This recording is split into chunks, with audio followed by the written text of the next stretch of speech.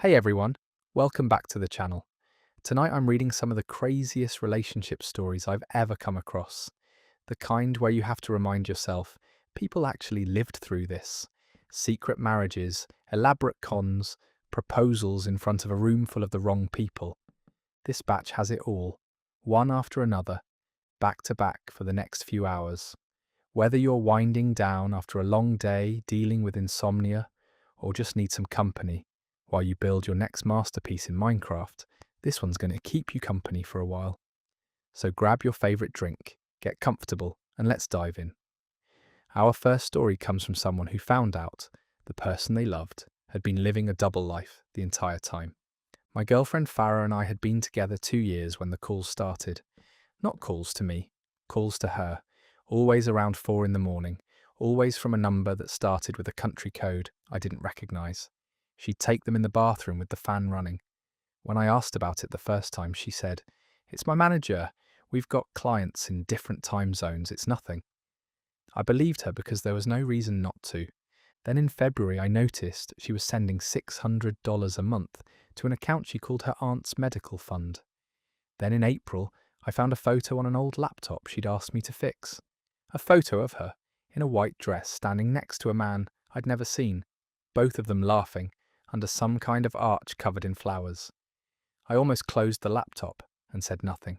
Instead, I texted her a screenshot and wrote, "Who is this?" She called me within a minute. "That's from a long time ago, Desmond. It's not what it looks like. You're wearing a wedding dress." It was a costume thing for work. It's a long story. It wasn't a costume thing. Over the next 9 days, I pulled at it the way you pull at a thread you already know is going to unravel the whole sweater. The man's name was Rune. He lived in Portugal. The marriage was real, filed with a civil registry, dated 3 years back, and never once dissolved. The 4 a.m. calls were him. The $600 a month wasn't for an aunt. It was spousal support she'd agreed to when she left the country, an arrangement she kept paying so he wouldn't contest anything if she ever tried to end it properly. My roommate Preston was the one who actually got her to admit the full timeline, not me. I'd handed him my phone mid-argument because I couldn't keep talking, and he read the whole text thread standing in my kitchen. "You've been dating a married woman for 2 years, he said to her, flat, like he was reading off a form. "Who else knows this?" "Nobody," Farah said. "I was going to fix it before it mattered." "It's mattered for 2 years, Preston said. She moved out over a weekend in May. The annulment turned out to be more complicated than she'd let on to. Something about Portuguese civil law requiring Rune's cooperation, which he apparently wasn't in a hurry to give. Last I heard, she was still legally his wife, still sending the $600, still telling herself it was almost handled. I don't check anymore. That story is over. Some people don't just lie about being single, they build an entire second life around it, which brings us to a story from a woman named Priya. Priya's boyfriend Tobias travelled for work 2 or 3 times a month. Always the same story. A client's site 4 hours away by car. She never thought twice about it until she opened a credit card statement that had a charge from a furniture store in that exact city. $420. Dated a week he'd told her he was home the whole time. When she asked, he said it was a work reimbursement mix-up. She let it go for another 6 weeks. Then she found a birthday card stuffed in the inside pocket of his jacket, the kind you buy at a drugstore, signed always Camille. Tobias said Camille was a co-worker's daughter, turning 10. Priya said nothing, but she started checking his location history when he was in the shower. And on his next trip, she watched a blue dot sit still in a residential neighbourhood for 11 straight hours, instead of moving between a hotel and an office. She drove out there herself 2 days later. The apartment was a 1-bedroom on the second floor of a converted house, and Tobias's car was parked right out front. She used the spare key he didn't know she'd copied off his keychain months earlier for an unrelated reason and let herself in while he was apparently at the actual client's site. The bathroom had 2 toothbrushes. One was his, the other was pink, worn down at the bristles the way a toothbrush gets after months of daily use. Not the toothbrush of someone visiting for a weekend. Her sister Odette met her outside afterward, because Priya had called her from the car before going up. "You don't have to go in," Odette told her on the phone. "I can come get you, and we deal with this together." "I already have the key in the door," Priya said. "Then take pictures of everything before you say a word to him." She did. The lease for the apartment turned out to be in Tobias's name, signed 8 months earlier, rent $1,100 a month, on top of the rent he was already splitting with Priya at home. When she confronted him that night with the photos laid out on the kitchen table, he didn't deny it. He just asked how she'd gotten in. Camille, it turned out, was not a co-worker's daughter. Priya packed his things into the same suitcase he used for his trips and left it on the porch. That story ends there. Not every story like this ends with someone catching a lie. Sometimes the surveillance comes first, and the truth was never actually the problem. Colin's fiancée Ren hired a private investigator in January to follow him, and she didn't tell him a single thing about it until late June. He found out by accident when a manila envelope addressed to her arrived at their shared address, and he opened it thinking it was wedding paperwork. Inside were surveillance photos of himself, dozens of them, time-stamped across 6 months, at the gym, at lunch with co-workers, pumping gas, walking his dog. The invoice was stapled to the back. $14,200, paid in monthly installments to an agency called Holbrook Associates. When he called Ren at work and read the total out loud to her, she was quiet for a long moment before she said, "I can explain. You've been paying someone almost $2,500 a month to follow me for half a year," Colin said. "Explain what exactly?" She told him it started after she found a co-worker's name saved in his phone under a fake contact, which turned out to be his brother Jasper's number, saved that way as an old inside joke from a fantasy football league neither of them had touched in years. She said she'd meant to ask him about it directly, then decided to be sure first, then couldn't figure out how to bring it up, once she already knew there was nothing to find, so she just kept paying for more months of nothing. Jasper came by that weekend and read through the report with Colin at the kitchen table, page by page. 6 months of nothing, Jasper said, and she still couldn't just ask you. He said it like a verdict. Colin didn't call off the wedding immediately. He tried for about 3 weeks to understand it as fear rather than distrust, but every time he looked at her, he pictured a stranger in a car outside his gym, and by August, he'd moved his things into Jasper's spare room. Ren texted him once that she still had 6 more months on the payment plan with Holbrook Associates, whether they were together or not. He didn't respond. That story wraps up there. Speaking of things people find out by accident, Delia's story starts with a bill that showed up in the mail addressed to her husband. Delia had been married to Grover for 11 years when she found the storage unit statement, $85 a month, auto-paid from an account she didn't know existed. When she asked him about it, he said it was old furniture from his mother's house, nothing worth mentioning. She let it sit for 2 months before her cousin Beatrix, who worked at a self-storage franchise across town, offered to run the unit number and confirm what facility it belonged to.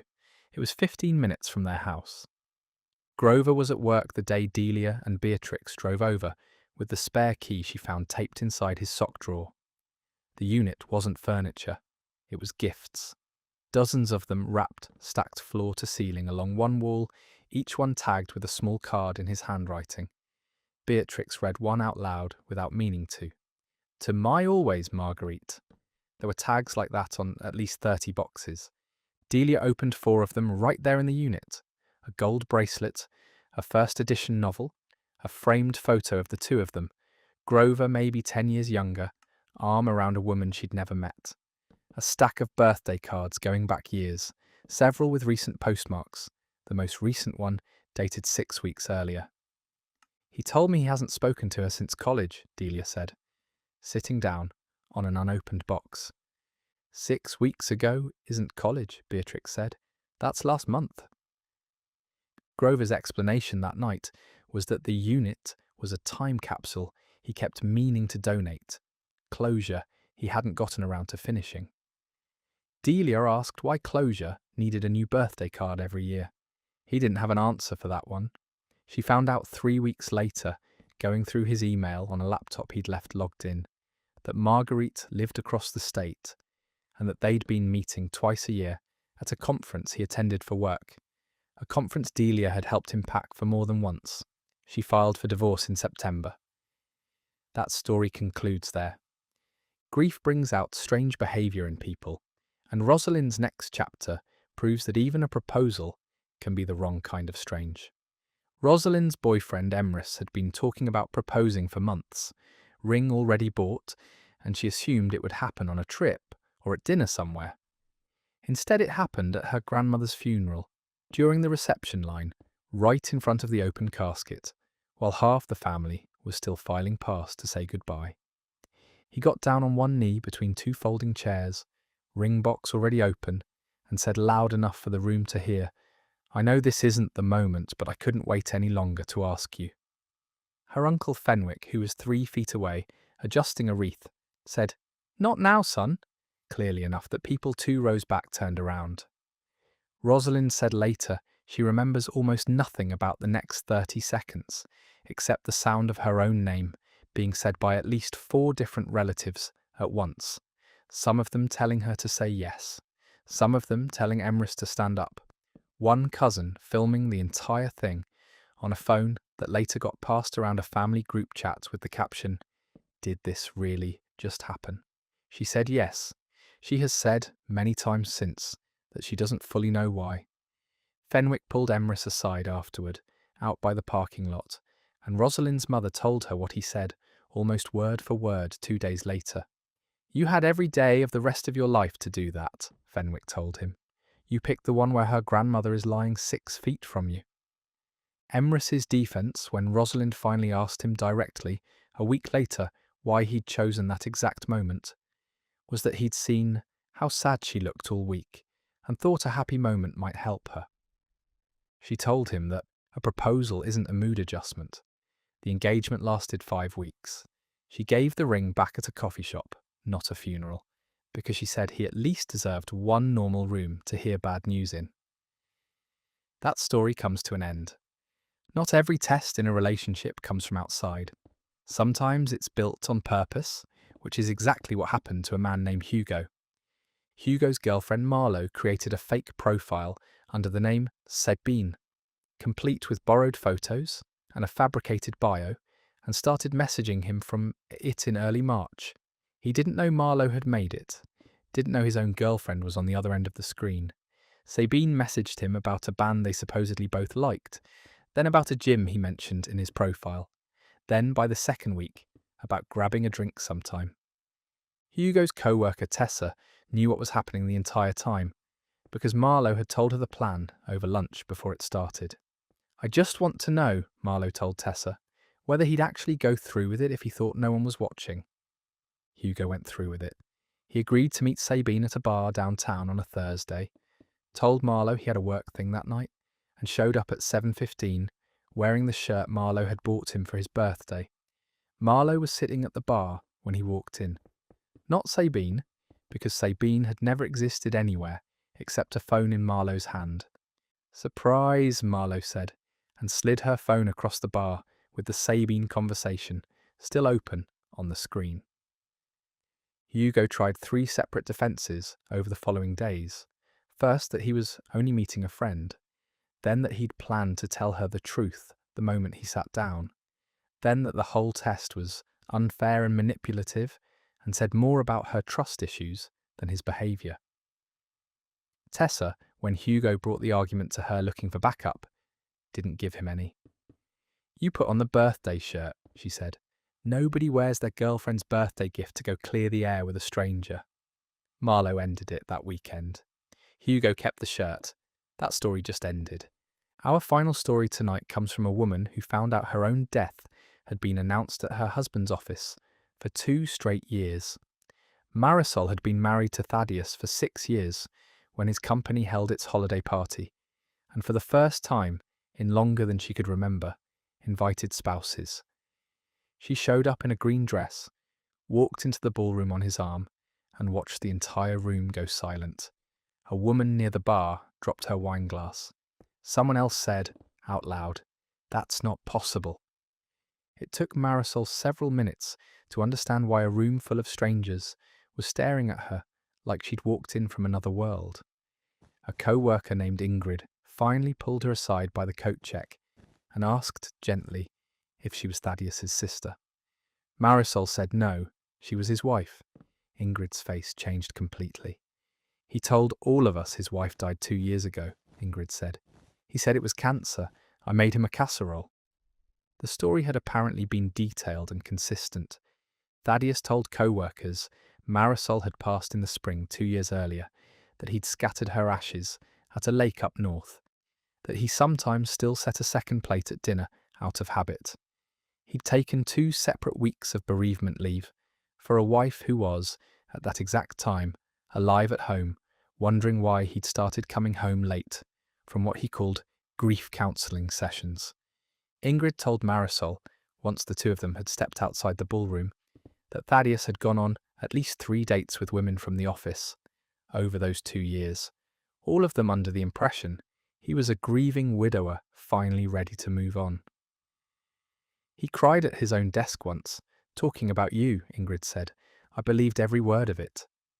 Marisol confronted him in the parking lot before they had even left the building, still in the green dress, holding her coat instead of wearing it. Thaddeus's explanation was that the lie had started small, a way to get out of a work trip during a bad stretch in their marriage, and had simply never stopped growing once people started being kind to him about it. She asked how kind they'd been. He didn't answer that part.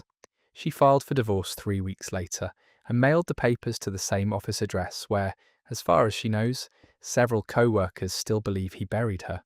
And that's where that one ends. Nadia's fiancé's mother never liked her, but Nadia never thought Diane would try to erase her from an apartment she'd lived in for 3 years. Nadia and her fiancé Alaric had been planning a 9-day trip to Cancun to celebrate getting the venue deposit down for the wedding. They left on a Friday. By Tuesday, Nadia's phone was blowing up with texts from her downstairs neighbour, Cosima. "There's a locksmith van outside your building," Cosima wrote, "like actually parked in the fire lane, and I think it's for your unit." Nadia laughed it off at first, told Cosima she must be seeing things, until Cosima sent a photo, a white van with a magnetic sign that read "Ferris Lock and Key," parked directly under their window on the 3rd floor. Nadia called Alaric, who was at the pool. He told her it was probably a mistake, maybe a different unit, but Nadia called the building Super, a man named Okonkwo, who managed maintenance requests, and asked him directly. He hesitated before answering. "Your fiancé's mother came by with paperwork saying she was authorised on the lease," he said. "She told me there was a family emergency and she needed access changed today." Nadia's name was on that lease. Alaric's name was on that lease. Diane's name was on nothing. They cut the trip short 6 days early and paid $420 to change their flights. When they landed, Nadia went straight to the apartment with a copy of the lease on her phone. The new key didn't work. She stood in the hallway for 11 minutes calling Alaric, calling Okonkwo, calling a locksmith of her own, before Diane opened the door from the inside like she'd been waiting. "I didn't think you'd be back so soon," Diane said, like Nadia had interrupted something rather than been locked out of her own home. "You changed the locks on my apartment," Nadia said. "Our apartment," Diane corrected. "Alaric's apartment. I helped him with the deposit, if you remember." That deposit had been paid back in full 18 months earlier, with a bank transfer Nadia still had record of, but Diane had never let it go, had brought it up at 2 separate family dinners, as though it was still owed.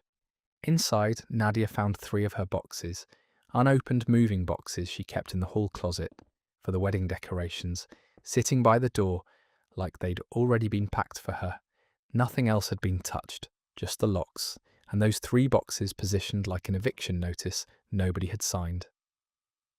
Alaric arrived 20 minutes later, having taken a separate car from the airport, and the fight that followed happened in the hallway in front of 2 other neighbours who came out to see what the yelling was. Alaric told his mother She'd crossed a line she could not walk back. Diane told him this was exactly why she'd done it. That Nadia was, in her words, already treating this place like she owns it. A sentence that made Cosima, standing in her own doorway, say out loud, "She does own it. She's on the lease." Diane left without apologising. Alaric called a locksmith that night, their third of the week, and had the locks changed back at a cost of $180, plus a rush fee since it was after 9 p.m. Nadia didn't sleep. She sat on the edge of the bed, going through the 3 packed boxes one at a time, checking what Diane had touched, finding a taped note inside one of them, in her future mother-in-law's handwriting, that read, simply, "Temporary." Nadia never found out what that was supposed to mean, and she never asked.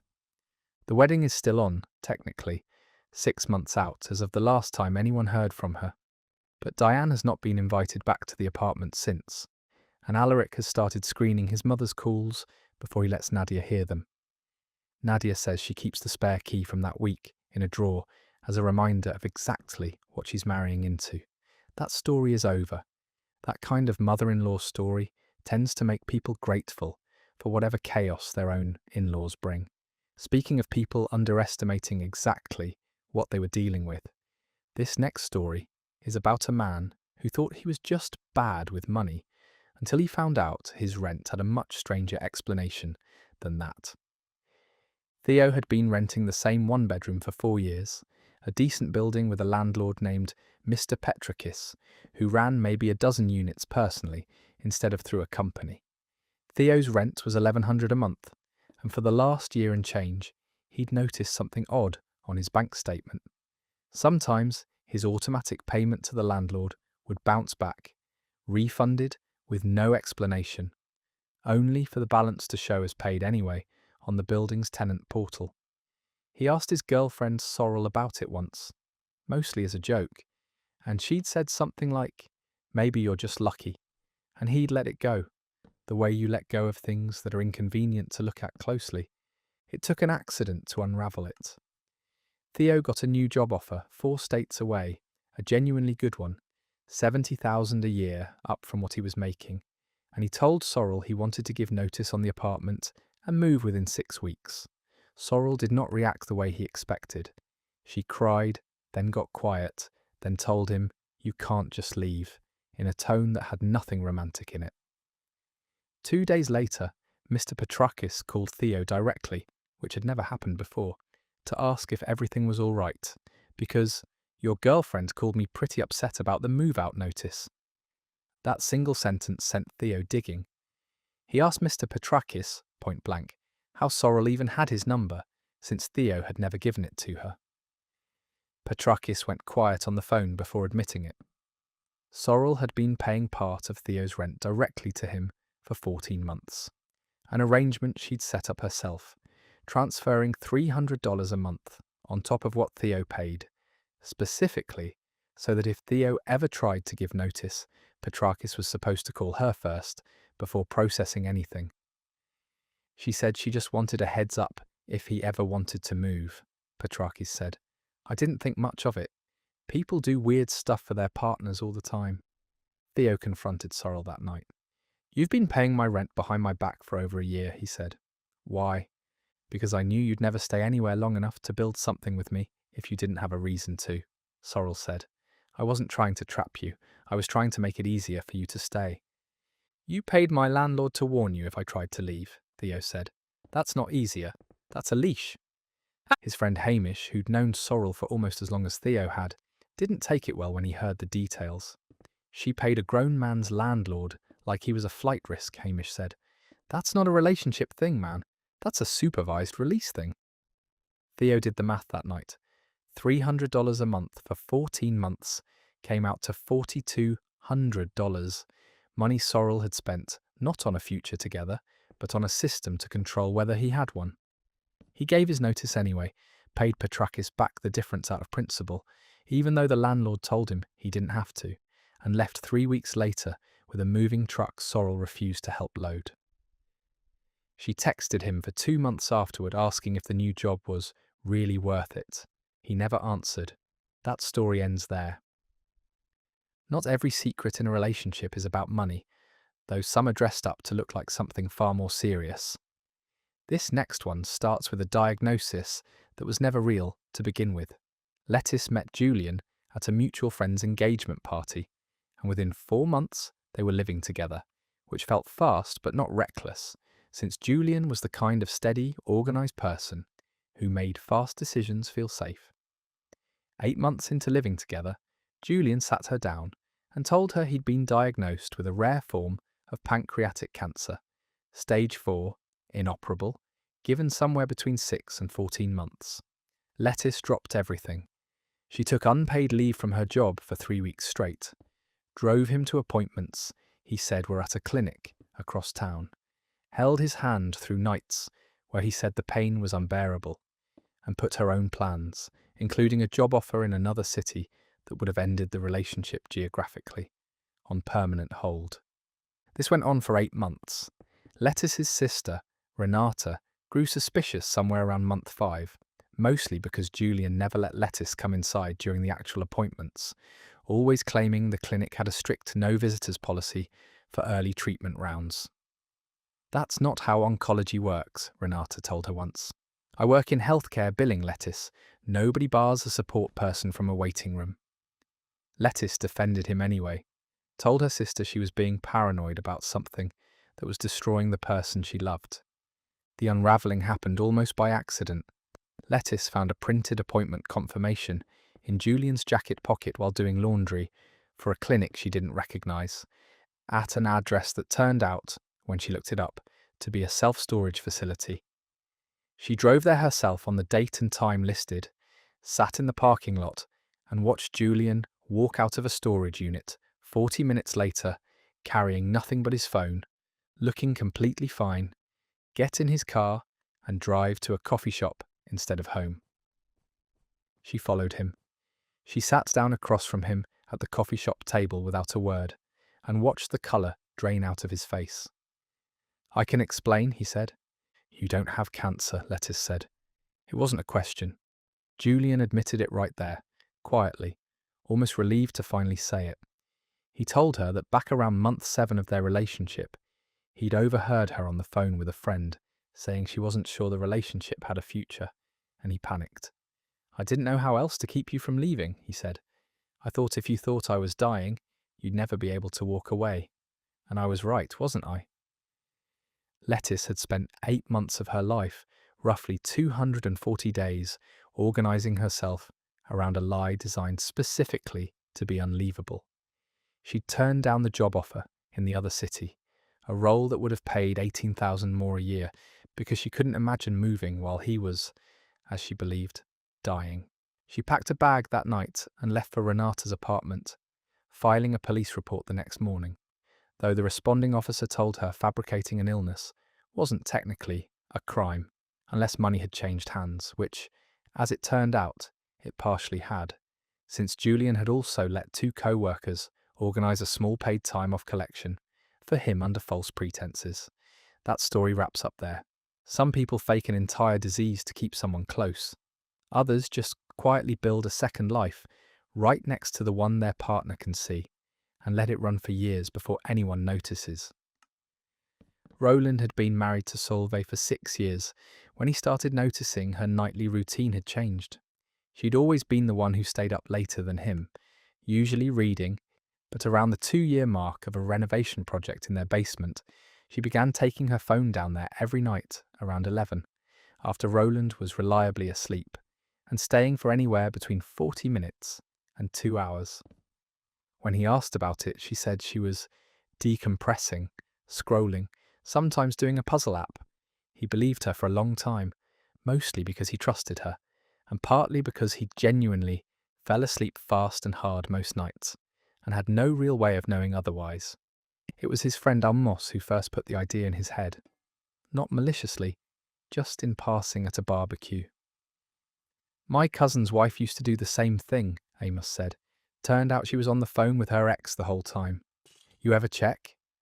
Roland laughed it off that night, but the comment sat with him for weeks. He finally checked their shared phone bill, something he hadn't looked at closely in years since it was on autopay. and found a pattern buried in the data usage logs. A video calling app that ran almost every single night between 11 and 1 for durations averaging an hour and 10 minutes. He didn't recognize the contact name attached, just initials PV. He waited 3 nights, faked being asleep earlier than usual, and came down the basement stairs quietly enough that Solveig didn't hear him until he was standing in the doorway. She was mid-conversation, laptop propped on a folded towel, and on the screen was a man Roland didn't recognize, someone named Petar, who she'd dated for 2 years back in university, nearly a decade earlier. Solveig snapped the laptop shut so fast the cord yanked out of the wall. "How long?" Roland asked. He didn't yell. He said it says he told Amos later, in a voice that scared him more than yelling would have. "A while," Solveig said. "How long, Solveig?" "A little over a year," she admitted. Every night, or close to it, for more than a year, roughly 380 calls by Roland's own count, once he went back through the data logs, averaging over an hour each. That put the total somewhere north of 400 hours, an amount of time that dwarfed most of the actual conversations Roland and Solveig had had that same year, between his work travel and her late shifts. She told him it started as just checking in after Petar's father died, and that she kept meaning to tell Roland and kept not finding the right moment, for 12 straight months. Roland moved into his brother's guest room within the week. Solveig tried to explain it wasn't physical, that nothing had happened beyond conversation, as though that made the 400 hours easier to hear about, rather than harder. Amos, when Roland finally told him how the barbecue comment had turned out, just shook his head. "I was trying to make a joke," Amos said. "I didn't think I was going to be right." Roland filed for divorce 2 months later and kept the phone bill printout, highlighted in a drawer, the way some people keep a receipt for something they can't return. That story comes to an end. Sometimes the test a partner runs on you isn't secret at all. It's staged right in front of you, on purpose, just to see what you'll do.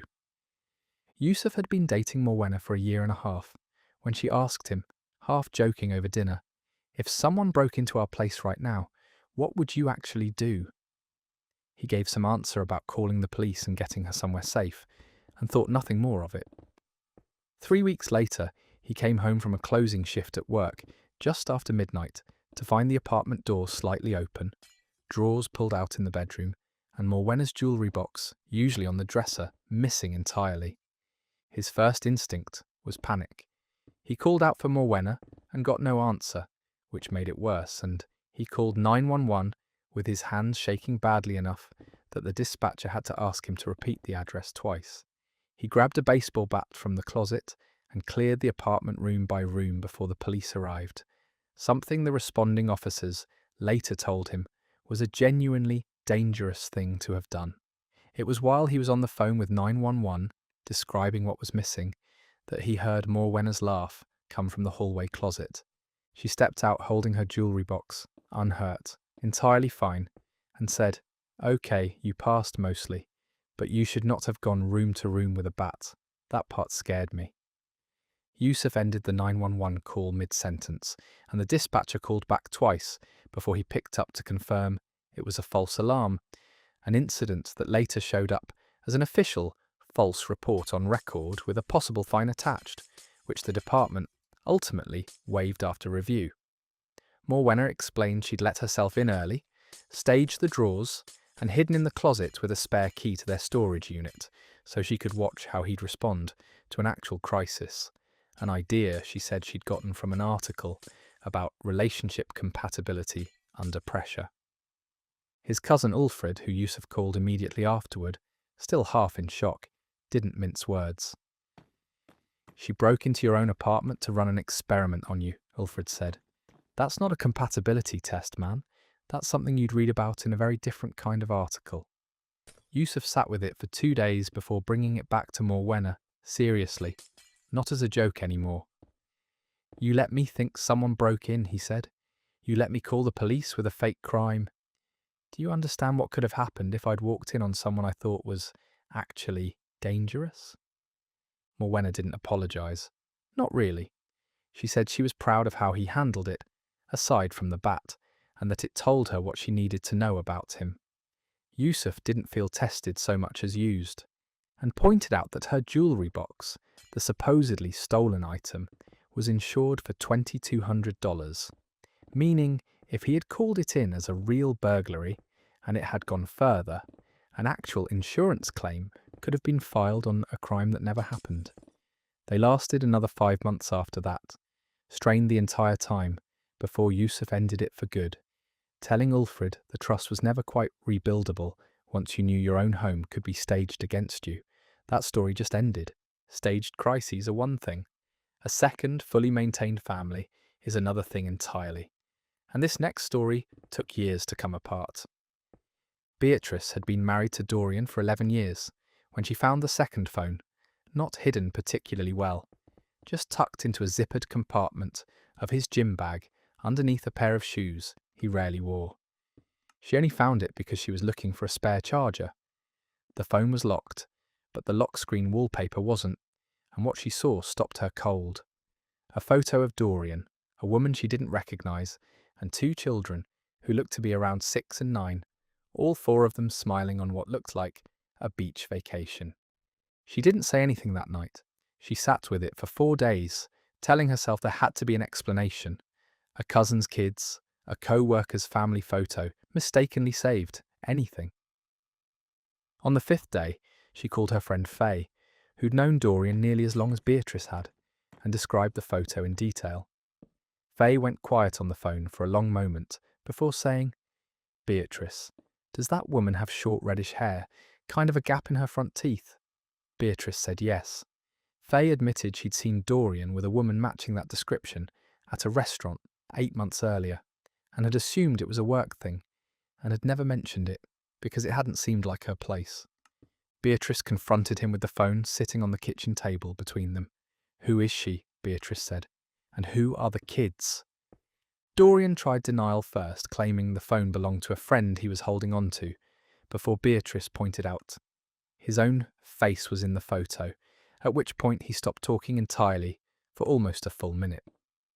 What came out eventually was that the woman, a name Beatrice made him say out loud, Fenella, was someone he'd been seeing for just over 6 years, that the older child was his, that he'd been splitting weekends, and a portion of his income, roughly $900 a month by Beatrice's later accounting of their bank statements, between 2 households for the better part of half a decade. 6 years, Beatrice repeated. "You have a 6-year-old child I didn't know existed." "I was going to tell you," Dorian said. "I just never found the right time." "There is no version of 6 years where you were looking for the right time," Beatrice said. She left the house that night and stayed with Faye for 2 weeks, while she found her own place, a process that ended up taking closer to 5 weeks in total, once she accounted for movers and a lease deposit of $1,800 she paid entirely on her own. She filed for divorce and, through the process, learned that Fenella had also believed she was Dorian's only partner, and had been under the impression Beatrice was simply an ex-wife he still helped out financially, rather than a current spouse he lived with full-time. The 2 women spoke exactly once by phone, a conversation Beatrice described afterward as the strangest 30 minutes of her life. 2 people comparing notes on the same man neither of them had actually known. And that's where that one ends. Weddings are supposed to be the one day nothing goes sideways. This last story proves that isn't always true. Sometimes the sideways part gets planned months in advance and dropped on you the night before. Silas had been engaged to Perdita for just over a year when the rehearsal dinner rolled around. 41 people in a private room at a restaurant Perdita had picked out herself. Silas had gone over the wedding party list with her months earlier, his brother as best man, 2 friends, and her cousin as groomsman. He knew every name. What he didn't know until the rehearsal dinner itself was that a 5th groomsman had been added to the lineup 2 weeks prior, a man named Gideon standing near the bar in a suit that matched the others, being introduced to Silas's own mother as one of the groomsmen. Silas pulled Perdita aside within minutes. "Who is that?" he said. And why is he wearing the same suit as my brother? That's Gideon, Perdita said, like the name alone should explain something. We dated for like a year, back in college. It's not a big deal, we're still close, and I wanted him there. You added an ex to my wedding party without telling me, Silas said, and I'm finding out the night before the wedding, at the rehearsal, in front of my mother. His best man, his brother Cole, noticed the tension from across the room and came over just in time to hear Perdita say, defensively, "It's not like anything happened, Silas. You're being dramatic in front of everyone," which only made the argument louder, not quieter. Cole, to his credit, tried to de-escalate by pulling Silas outside, but not before saying to Perdita directly, "You had 2 weeks and a wedding planner and about 40 group texts to mention this, and you picked the rehearsal dinner instead. That's not an accident. That's a decision." Outside, in the parking lot, Silas told Perdita he needed a real explanation, not a minimization of it. She eventually admitted that Gideon had asked to be included, that she hadn't wanted to have the conversation with Silas because she knew how it would sound, and that she'd hoped if she just introduced him at the rehearsal as a done deal, Silas would go along with it, rather than make a scene the night before the wedding in front of family who'd already flown in, some of them at a cost of several $100s in last-minute plane tickets. "You didn't think it would sound bad," Silas said. "You knew it would sound bad, so you waited until it was too late for me to say no without blowing up the whole weekend." The wedding did not happen the next day. Silas told the venue that morning, forfeiting a non-refundable deposit of $3,200, and the guests who'd already gathered for what was supposed to be a 10 a.m. ceremony were told instead, by Cole, standing in for his brother, that the wedding was off. Perdita tried reaching Silas for weeks afterward, insisting Gideon had never meant anything to hide, that it had spiraled into something bigger than it needed to be. Silas maintains, it was never really about Gideon at all. It was about learning, the night before he was supposed to marry someone, that she'd rather stage a surprise than have an uncomfortable conversation with him. That one's done. I was 26 when I got the job offer that was supposed to change my life. A firm in Seattle relocating from Ohio, $94,000 a year, almost double what I was making at the time. I told my girlfriend Eulalia about it the same night the email came in, and she hugged me and said she was proud of me, and I believed every word of it. We'd been together 3 years by then. No ring, no kids, just a shared lease, a joint Netflix account, and a dog named Biscuit. I gave my 2 weeks' notice the next morning, put a $600 deposit down on an apartment near the Seattle office, and started boxing up the kitchen. Eulalia said she'd follow once she wrapped up a few loose ends at her job, maybe 6 weeks behind me. That was the plan for exactly 11 days. Then she walked into the kitchen holding a pregnancy test with 2 lines on it and said, "I don't know how to tell you this." I sat down right there on the tile. I remember doing math in my head about due dates and moving trucks and whether a crib would fit in a 1-bedroom. 2 days later, I called the Seattle office and told them I needed to push my start date, maybe reconsider the move entirely, because I was about to be a father, and I wasn't doing that from 2,000 miles away. My sister Denise asked me straight out, "Did an actual doctor confirm this, or did you just see the test?" I told her the test was enough for me. She said, "Gerald, those things are $11 at Walgreens, and they're wrong all the time." I didn't listen. I cancelled the apartment deposit, ate the $600 loss, and told the Seattle firm I was pulling out completely, not delaying, out. My friend Oscar, who'd spent a Saturday helping me load boxes, told me straight up something felt off. She cried for like 4 seconds, and then made dinner like nothing happened, he said. "I don't know, man. My sister was a wreck for a week when she found out. That's not how people act." I told him he didn't know Eulalia like I did. 2 weeks after the test, Eulalia still hadn't scheduled an OB appointment. When I brought it up, she said her insurance card hadn't come in the mail yet. A week after that, it was that the clinic was booked out a month, and she'd call again Monday. When I offered to call for her, she suddenly remembered she'd already booked something for the following Thursday. And when Thursday came, She came home with a folded print out of an ultrasound image and said the appointment went fine. Too early to hear a heartbeat yet. I taped that print out to the fridge. Denise looked at it for about 4 seconds and said, "Gerald, this looks like it came off Google Images. There's a watermark corner cropped into it." I called the clinic myself 2 days later to get on a wait list in case Eulalia's schedule fell through again. The receptionist looked up her name, her date of birth, everything, and told me there was no record of a Eulalia being seen there, ever, under any insurance plan. I drove home and put the phone on the counter and told her what the receptionist said. She didn't even try to hold the story together after that. She told me the positive test was from a box she'd bought 2 years earlier during an old scare that turned out to be nothing, kept in a bathroom drawer since. She'd run the strip under warm water until a faint second line showed up, let it dry so it looked convincing, and photographed a stranger's ultrasound off a fertility forum for the printout. "You were leaving," she said. "I panicked and I didn't know what else to do, and then I couldn't stop." I asked her how long she'd known the Seattle job was gone. Not delayed. Gone.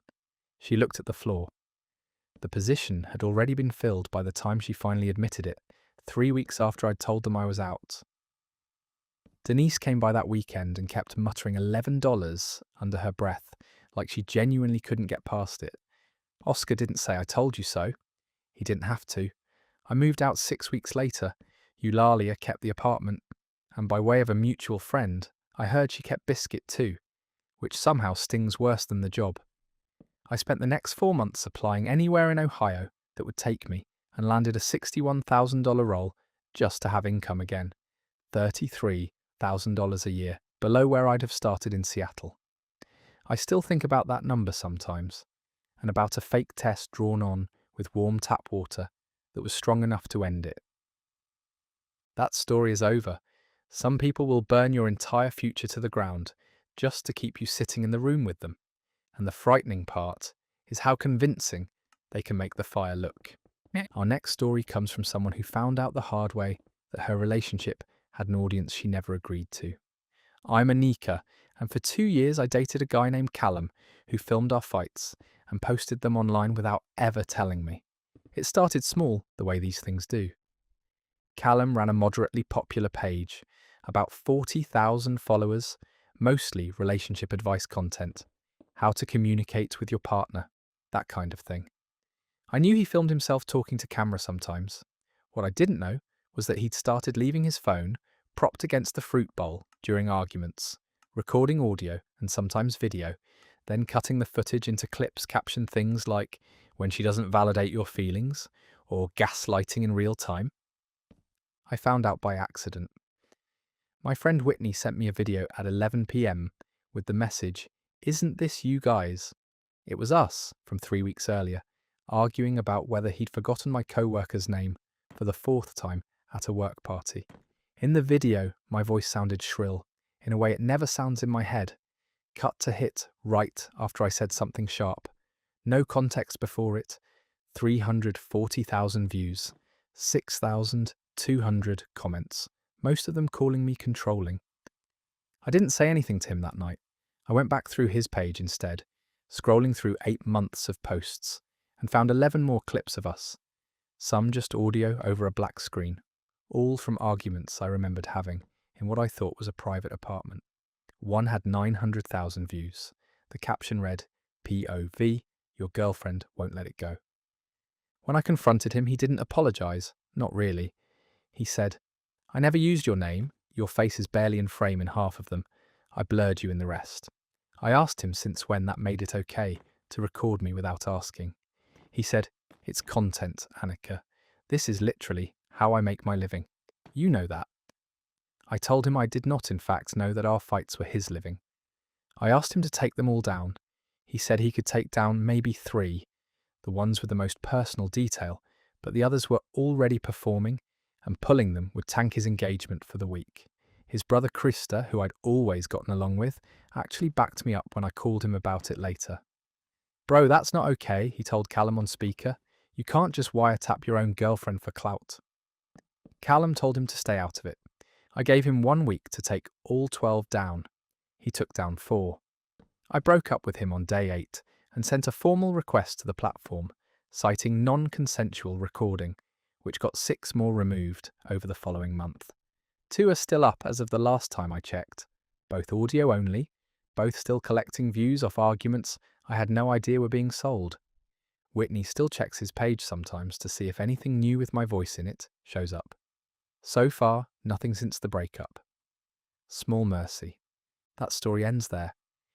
If someone you love is quietly building a business off your worst moments, that's not a relationship anymore.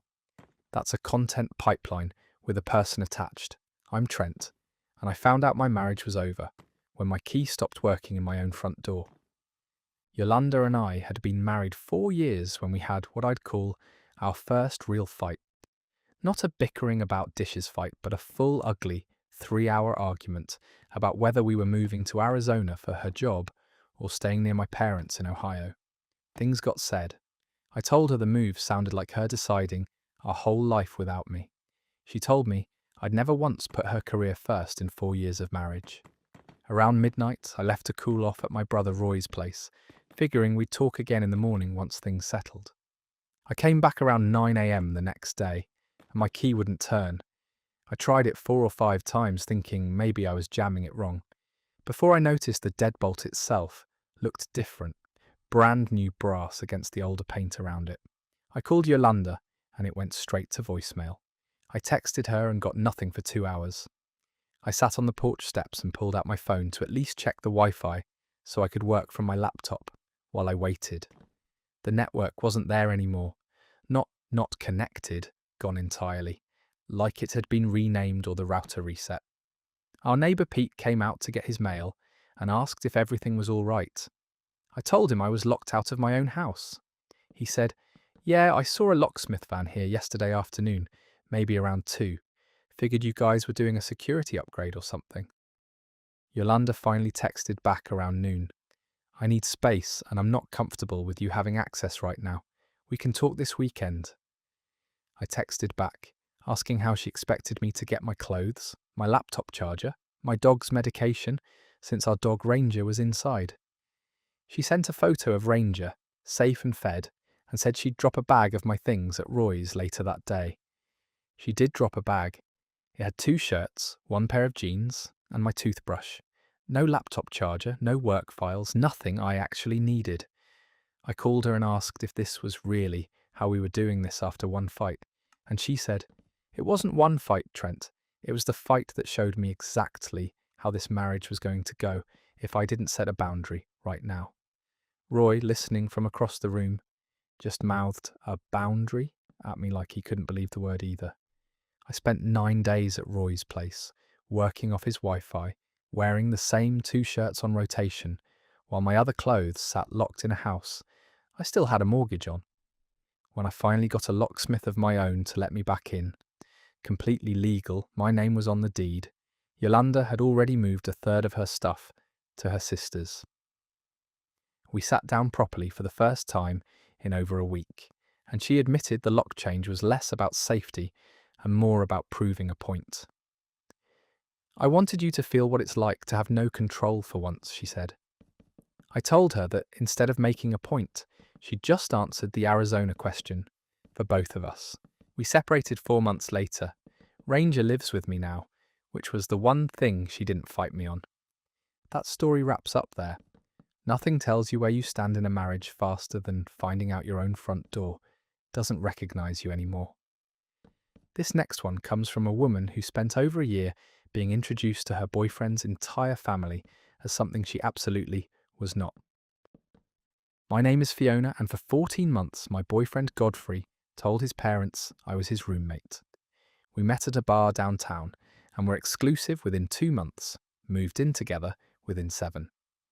He told me early on that his parents, especially his mother Carol, were old-fashioned and it was easier to ease them into things slowly.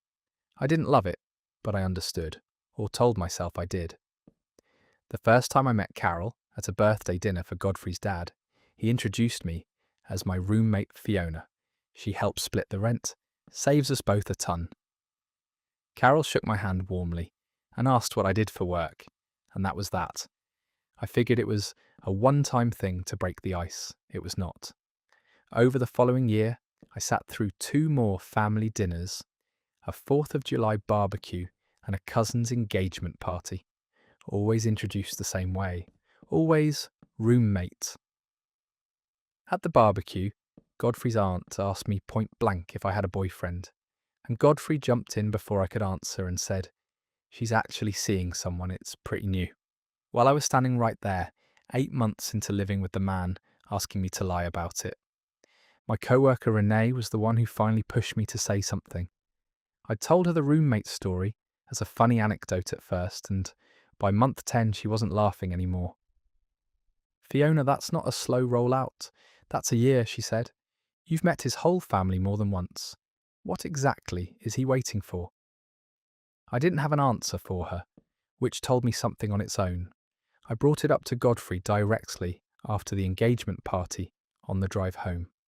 I asked him when, realistically, Carol was going to be told the truth. He said, "Soon, I just don't want to make a big thing out of it." And I asked him how introducing me correctly at a party where we already both showed up together was making a big thing out of anything. He got quiet and then said, "Honestly, I think part of me likes having an out in case things don't work between us." I asked him to repeat that because I wanted to be sure I heard it right. He repeated it. I moved a set of my things back to my old apartment that week, which I'd kept on a month-to-month specifically because some part of me had seen this coming. 2 weeks later, I called Carol directly, without telling Godfrey first, and told her the truth, that I'd been dating her son for over a year and living with him for most of it, and that he'd never corrected the roommate story. There was a long pause on the phone. "He told us you two started dating like 2 months ago," she finally said. "Fiona, I am so sorry, I had no idea." Godfrey called me furious that I'd gone around him. I told him he'd had 14 months and 40 conversations to go around himself, and hadn't taken a single one of them. Carol and I still text sometimes. Godfrey, as far as I know, told his family a very different version of how the whole thing ended, but I've stopped caring which version he's telling. That story concludes there. If someone's willing to lie about what you are to the people who matter most to them for over a year, that's not shyness. That's an exit, already being kept warm. I'm Ambrose, and I found out my fiancé had a second engagement ring the same week I was finalising the seating chart for our wedding. Drusilla and I got engaged after 4 years together, and everything about the year that followed felt normal. Dress fittings, venue deposits, the usual grind. About 5 months before the wedding, I was looking for a spare charger in her closet and found a small velvet box tucked behind a shoebox of old sneakers. Inside was a ring, not mine, a different setting entirely, with an inscription on the inside of the band, F&O, always. My name is Ambrose, hers is Drusilla. Neither of our initials are F&O together in the way that inscription implied someone else. I didn't confront her that day. I sat with it for almost a week, which in hindsight was its own kind of mistake, but I wanted to be sure before I blew up an entire wedding over a box. I didn't fully understand yet. I mentioned it carefully to my friend Ansgar, who'd known Drusilla almost as long as I had. He went quiet on the phone and then said, "Ambrose, I need you to ask her about a guy named Felix. That's all I'm going to say, but ask her." I asked her about Felix directly. No ring mentioned yet, just the name. She went white. It turned out Drusilla had dated Felix for 2 years before me. They'd gotten engaged, and she'd never actually ended it. Not formally. She told her family they'd drifted apart, but she and Felix had kept in contact the entire time we were together, meeting for coffee every few months. And about 8 months before Ambrose proposed, Felix had proposed again, with the ring I found, and she'd said yes to him too, and kept both rings and kept both relationships, telling each of us the other didn't exist. I didn't know how to end it with him, she told me, sitting on our bed with the box between us. Every time I tried, he'd say something and I'd just freeze, and then you proposed and it felt easier to just keep everything going instead of dealing with either of you. I asked her how many times she'd seen Felix since our engagement party. She said 6, maybe 7 times, always framed to me as coffee with an old friend from college. Ansgar came over the next day, more to make sure I was actually eating something than for any other reason, and when I told him the full story, he just shook his head. I always wondered why she got weird whenever his name came up at parties, he said. I figured it was a bad breakup, not an active one. I called every vendor within the week. We lost the $3,200 deposit on the venue outright, non-refundable, and got about half of the $1,800 catering deposit back after a lot of arguing. Drusilla moved out 10 days later. I heard through a mutual friend from her side that she and Felix are still together, though whether either of them knows the full shape of what happened during those 2 years, I genuinely don't know, and honestly, I've stopped wanting to. That story comes to an end. Some people don't struggle to choose between 2 lives, they just quietly run both until someone finds the second box. Speaking of people running more than one life at a time without saying so, our next story is about a woman whose husband was funding a second relationship on credit cards she didn't know existed. My name is Layla, and I found out my husband Simon had opened 3 credit cards in my name because a debt collector called asking for me by name about an account I'd never heard of. Simon and I had been married 6 years. I handled our budgeting spreadsheet religiously, so when the collector mentioned a card with a $6,100 balance, I told her flatly she had the wrong person. She read me my social security number, my date of birth, my maiden name. It was not the wrong person. I pulled my credit report that night for the first time in years and found 3 cards I'd never applied for, opened over an 18-month span, combined balances of $14,700. 2 were maxed out. I sat at the kitchen table with the printout when Simon got home from work and just slid it across to him without saying anything. He looked at it for a long time before he said, Okay, I can explain this. He couldn't, not really, not in a way that made any of it better.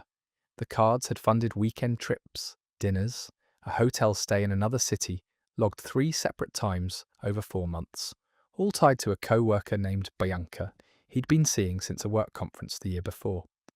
He'd used my name because his own credit was already tapped out from an earlier card he'd maxed on the same thing, and mine was clean, so mine was easier.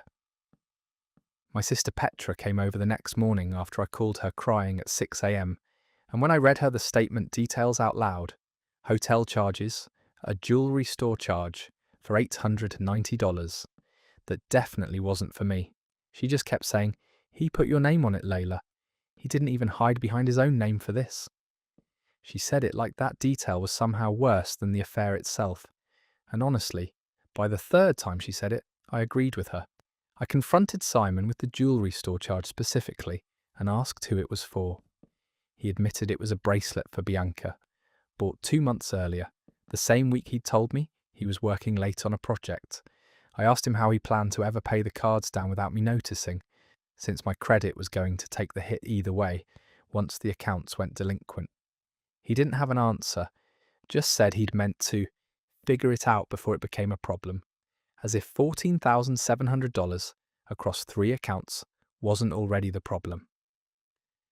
I filed police reports for identity theft on all 3 cards, which is its own strange sentence to write about your own husband, and started the dispute process with each card company, which took 4 months and dozens of phone calls to fully resolve.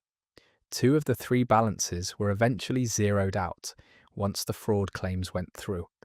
The 3rd is still in dispute as of the last letter I got. Simon moved out the week I filed the reports.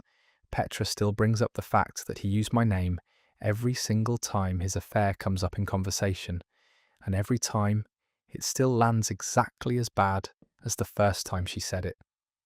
That story just ended. If someone will put your name on a debt to fund a life you're not part of, they've already told you exactly what they think your trust is worth. Our last story tonight comes from a man who found out he was engaged before he'd ever actually proposed.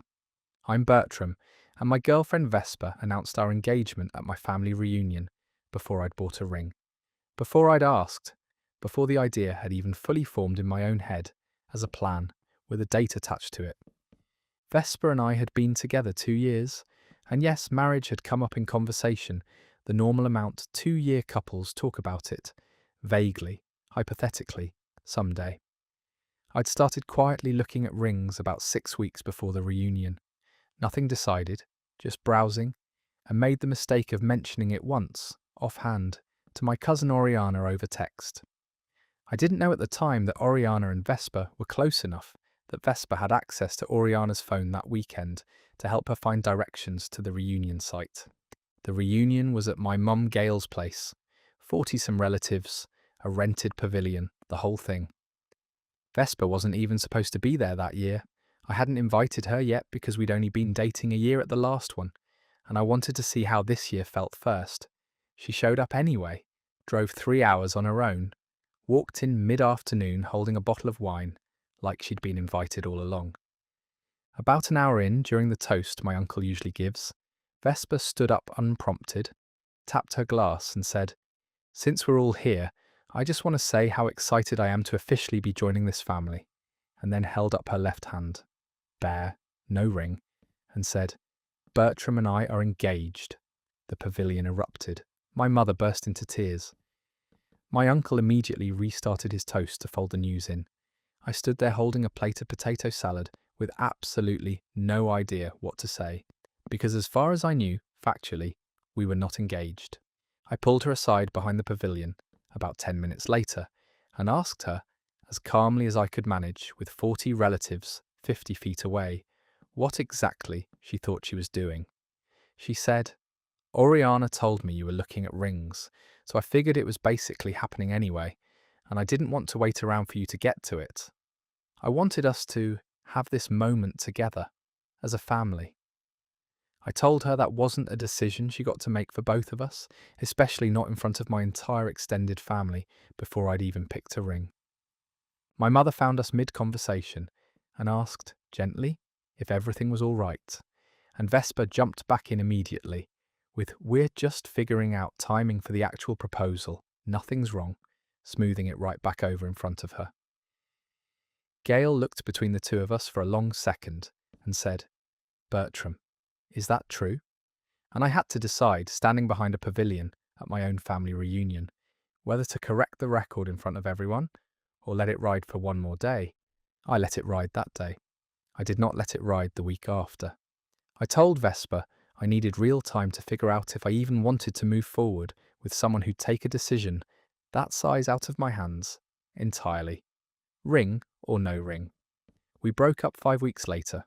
My mother still occasionally asks Oriana, half joking, whatever happened with the engagement, and Oriana always just says, "There was never an engagement, Aunt Gail. There was a girlfriend with a plan." And that's where that one ends. Some people won't propose to you, they'll just announce it and dare you to correct them in front of 100 relatives holding potato salad.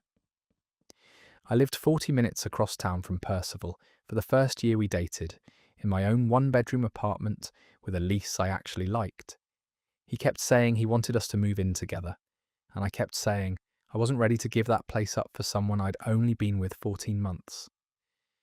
Then in March his mother called me directly, which she had never done before, and told me his father had been diagnosed with pancreatic cancer and had maybe 4 months left.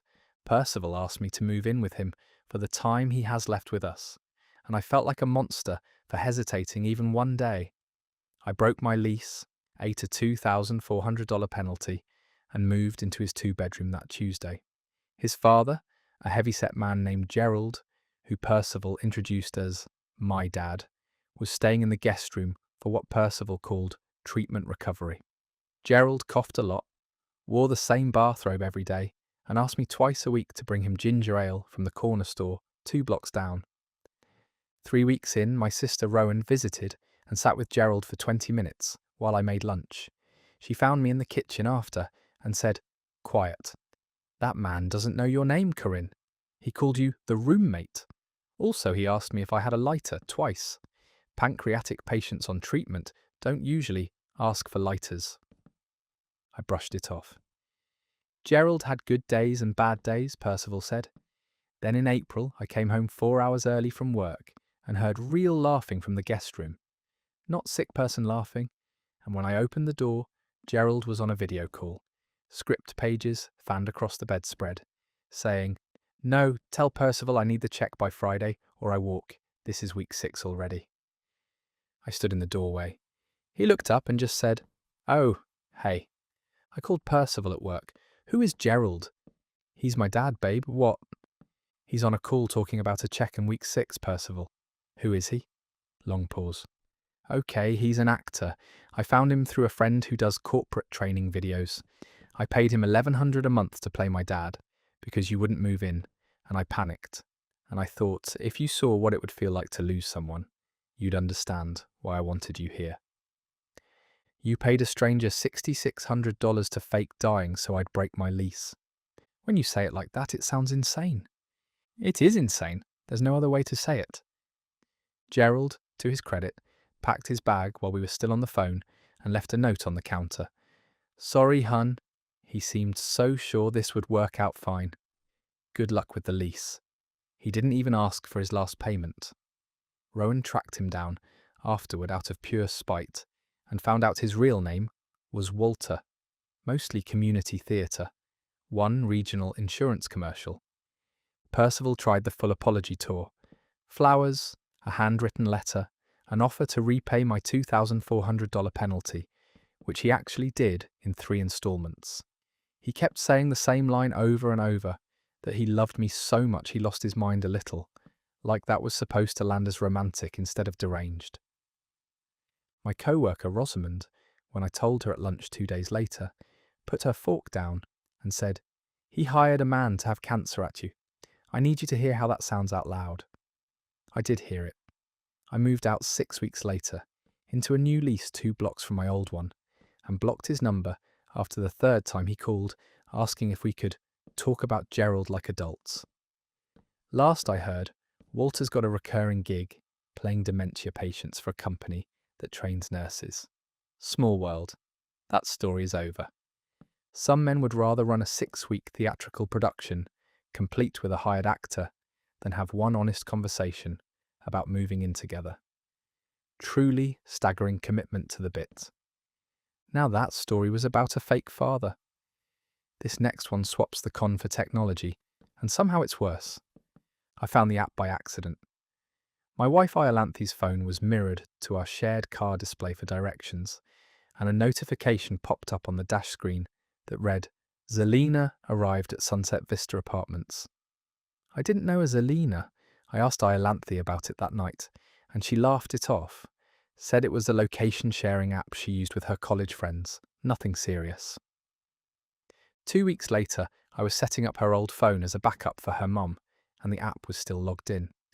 Curiosity got the better of me. I opened it and there were 5 circles on the map. Me, Iolanthe, and 3 other names I didn't recognise. Zelina, Ursula, and a 3rd labelled simply M.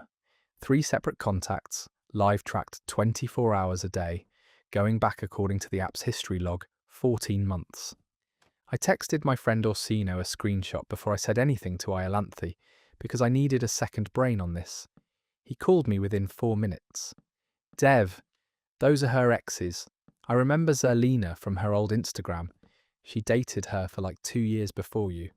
Why does she have a location pin on her 2 exes, and mine wasn't apparently the only face?" I confronted Iolanthe that Sunday. "Why are you tracking 3 of your exes?" She didn't deny it, which almost made it worse. "I like knowing where people are. It makes me feel calm. I've had the app since before you, and I just never turned it off for them.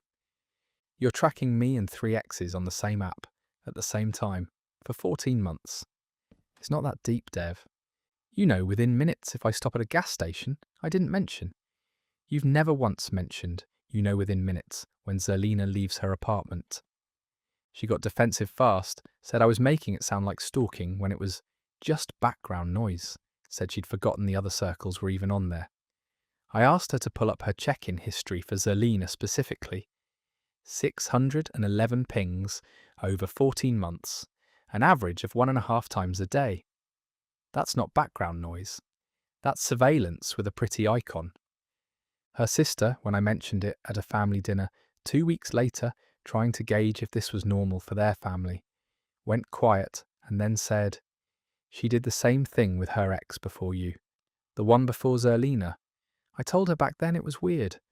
I guess she just added people instead of stopping." I gave her 1 week to delete the tracking on everyone but me, which she agreed to, and I watched her do live in front of me, 3 circles disappearing one at a time. It bought us 4 more months. I found out in June she'd created a second account under a fake name to keep watching Zelina specifically, because the first deletion had apparently been too hard to sit with. That's when I left.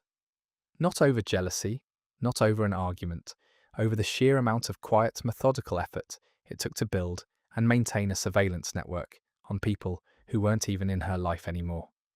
That story ends there.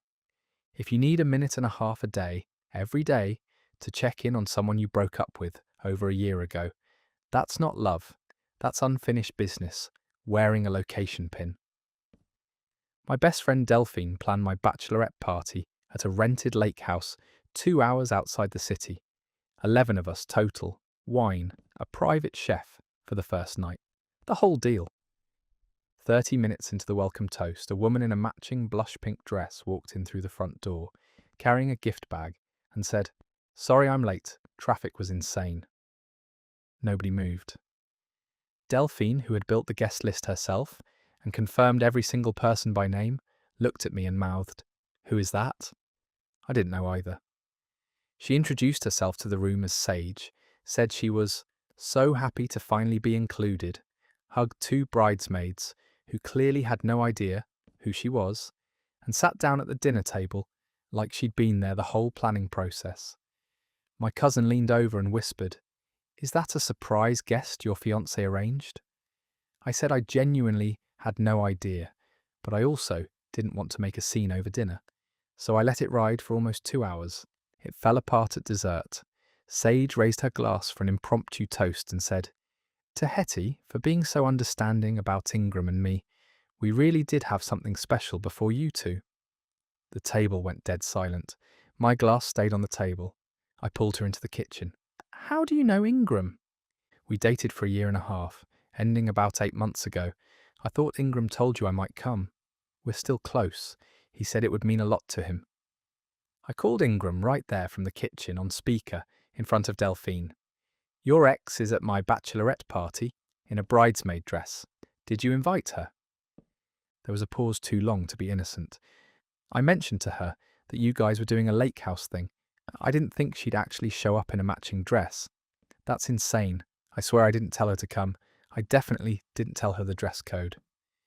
How would she know the dress code, Ingram, unless someone sent her the group chat? Another pause. Okay, I might have forwarded it, so she'd know what people were wearing if she came. I didn't think she'd actually come. Delphine, standing next to me with her arms crossed, said flatly, "You forwarded a private bachelorette dress code to your ex-girlfriend and told us you had no idea she'd show up. Pick a lie, Ingram." He had no answer for that one.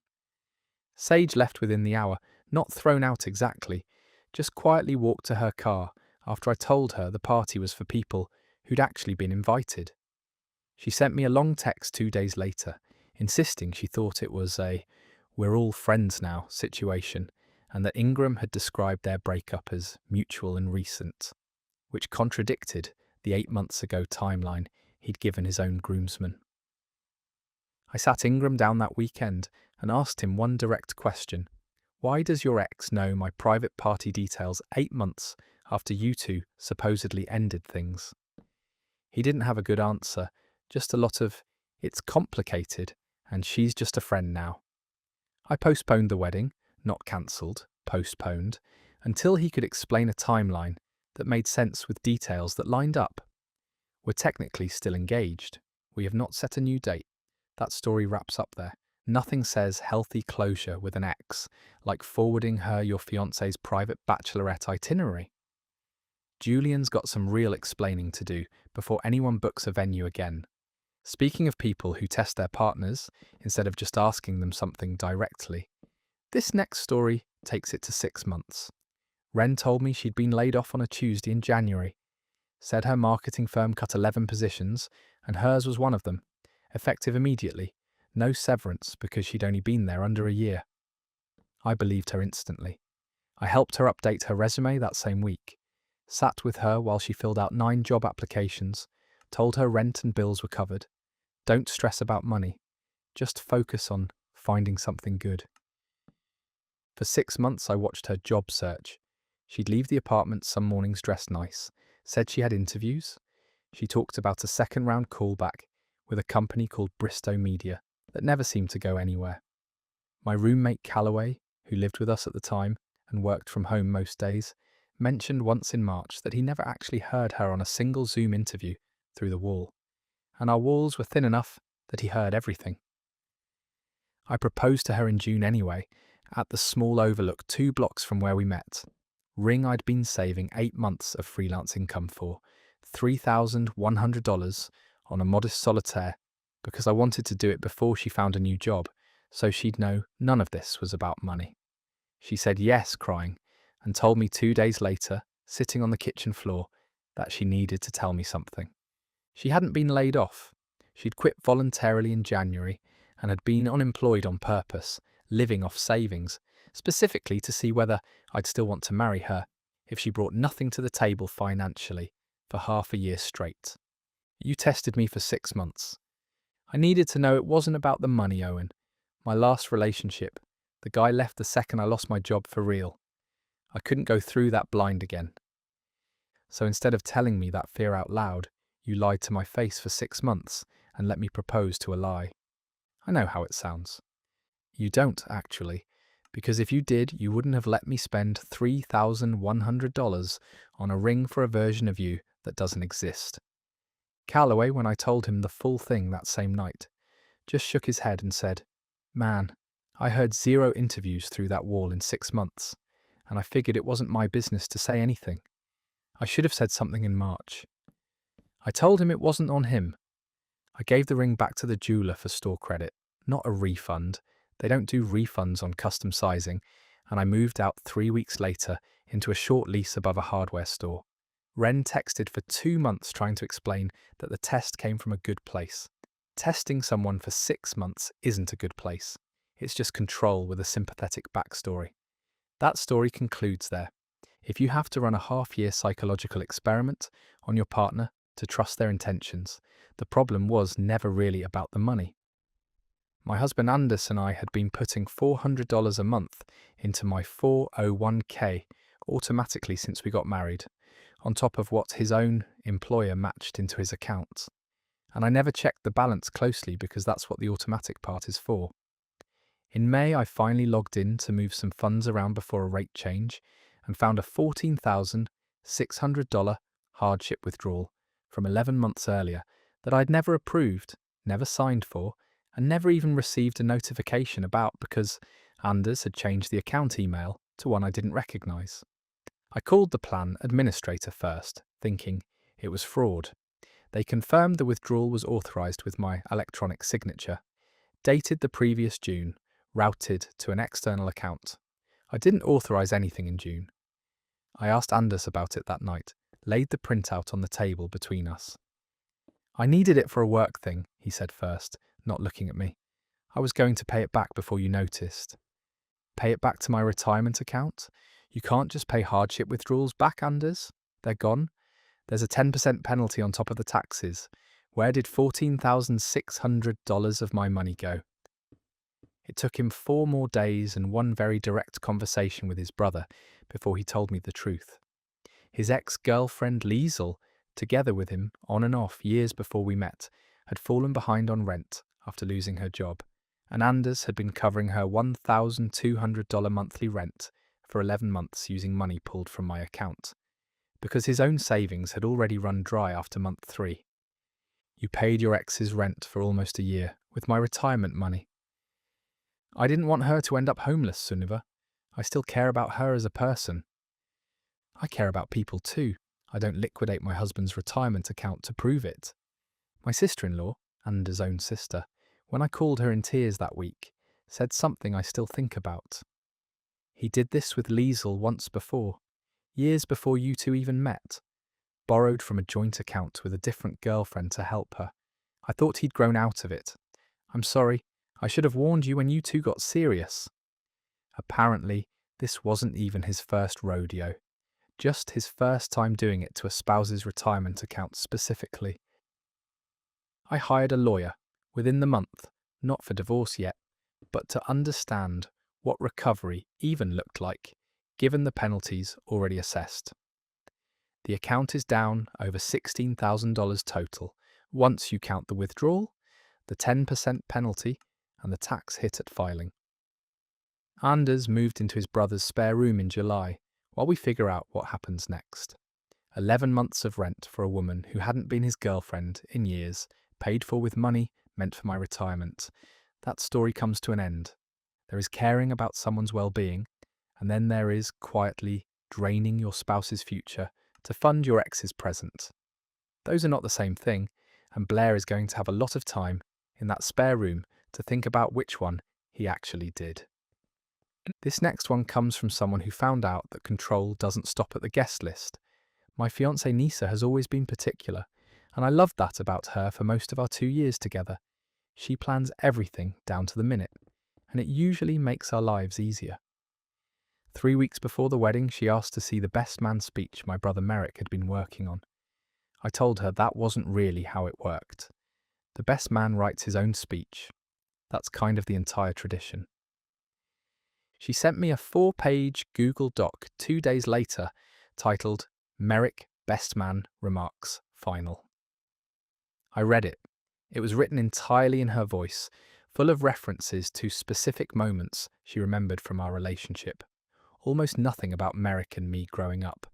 And it ended with a line thanking her own parents by name for raising such a gracious daughter. I asked her why she'd written an entire speech for my brother. I just wanted to make sure nothing embarrassing got said. You know how his stories get. Nisa, you wrote him a script, and you want him to read it word for word at my wedding. I want the day to go smoothly, Raphael. Is that so unreasonable? I brought it to Merrick that weekend, half expecting him to laugh it off. He didn't. He read the whole 4 pages, standing in my kitchen, and said, "This doesn't sound like anything I'd say about you. It sounds like she's giving a toast about herself using my name. There's a whole paragraph in here about her thesis defense. Why would I bring up her thesis defense at your wedding?" I went back to Nissa and told her Merrick would be writing his own speech, that this wasn't negotiable, that the whole point of a best man speech is that it comes from someone who's known me longest and isn't her. She didn't take it well. She brought it up 4 more times over the next 2 weeks, once asking if she could at least review a draft for tone, once asking if Merrick could incorporate a few approved lines, once suggesting he read her version as a joke and his real one after, which defeated the entire purpose, and also would have made the reception run 40 minutes long. The rehearsal dinner is where it actually broke. Merrick stood up to practice a 2-minute version and Nassa interrupted twice, once to correct a date he got slightly wrong, and once to say, in front of both families, "That's not really the version we agreed on, is it?" Merrick put his note cards down and said evenly, "We didn't agree on a version, Nissa. You wrote one and asked me to memorize it. I'm not doing that. This is Raphael's day, and I'm allowed to talk about my own brother without a script." My mother, sitting 2 seats down, said quietly but clearly enough for the table to hear, "Nissa, honey, let the boy talk about his brother." Nisa didn't say anything else for the rest of dinner. We had a long conversation that night about control, about whose wedding this actually was, about the difference between wanting things to go well and needing to author every word spoken by every person in the room. She admitted eventually that she'd been anxious about Merrick embarrassing her specifically, not me, in front of her extended family, and had never actually told me that was the root fear. The wedding happened 3 weeks later, as planned. Merrick gave his own speech, 6 minutes, mostly true. One story about a broken arm that Nissa visibly winced through, but didn't interrupt. That story just ended. Sometimes the fix isn't calling off the wedding, it's finally naming the actual fear out loud instead of ghostwriting your way around it. Desmond, for the record, got a standing ovation. Our final story tonight comes from someone who found out toasts should always be rehearsed, at least once, out loud, before the open bar.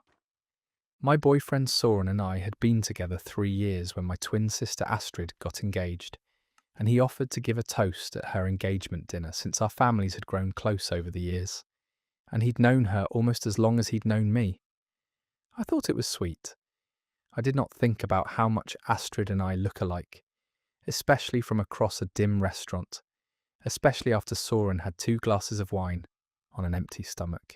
He stood up, glass raised, and started strong, talking about how he'd watched her grow over the past 3 years, how proud he was of the person she'd become, how he couldn't imagine his future without her in it. The table was smiling.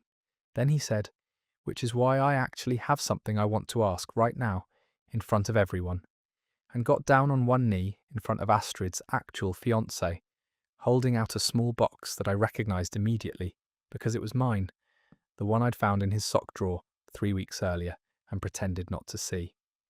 He looked up at Astrid and said, "Will you marry me?" The table went completely silent. Astrid's fiancé, sitting 18 inches away, just stared. Astrid, to her enormous credit, said, "Soren, I'm not Ulla." Soren blinked, looked at her, looked at me sitting 2 seats down, and the colour drained out of his face in real time. He tried to laugh it off, stood up fast, said, "Ha, okay, wow, wrong sister, wow, big mix-up, everyone knows twins," turning it into a joke while still holding the open ring box like a live grenade. I didn't laugh. "You just proposed to my sister in front of her fiancé at her own engagement dinner with my ring." I got turned around. "It's dark in here. You two are wearing similar dresses." "You said 3 years, Soren. You said, I watched her grow over the past 3 years. That's how long you and I have been together. You knew exactly whose speech you were giving. You just aimed it at the wrong person." Astrid's fiancé, to his credit, tried to smooth it over first, said something like, "Hey, easy mistake, big room." But Astrid herself wasn't having it. She looked at Soren and said flatly, "You've had dinner with me 40 times. You do not get to blame the lighting." My mother, at the far end of the table, had her hand over her mouth the entire time, somewhere between horror and trying not to laugh. I took the ring box from him at the table, in front of everyone, and put it in my purse, which felt like the only dignified move available. We left before dessert.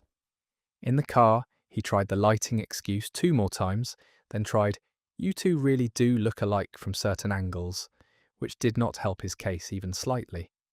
I asked him one question on the ride home. Had he been planning to propose to me that night at all, or had the whole thing been an accident from start to finish? Wrong sister and wrong moment both. He didn't have a clean answer for either half of that question, which told me everything.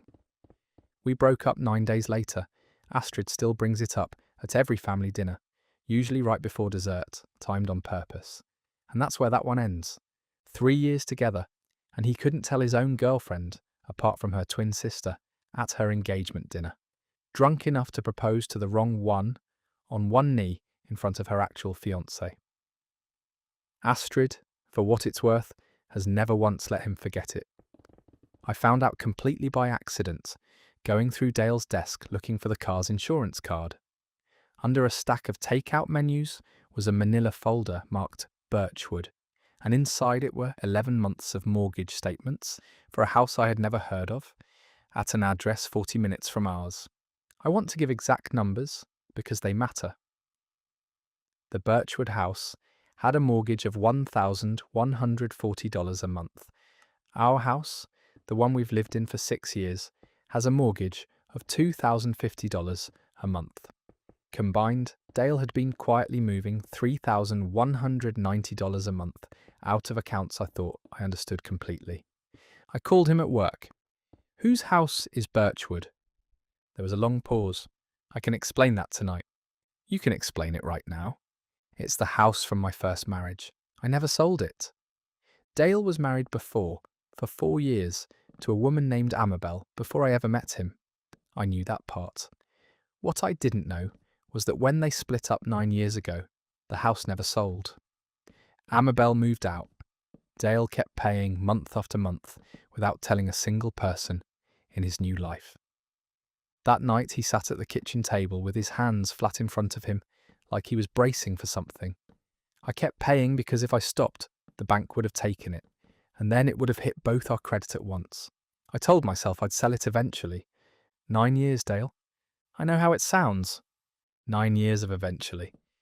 He said Amabel had moved across the country in year 3 and stopped answering about the house entirely.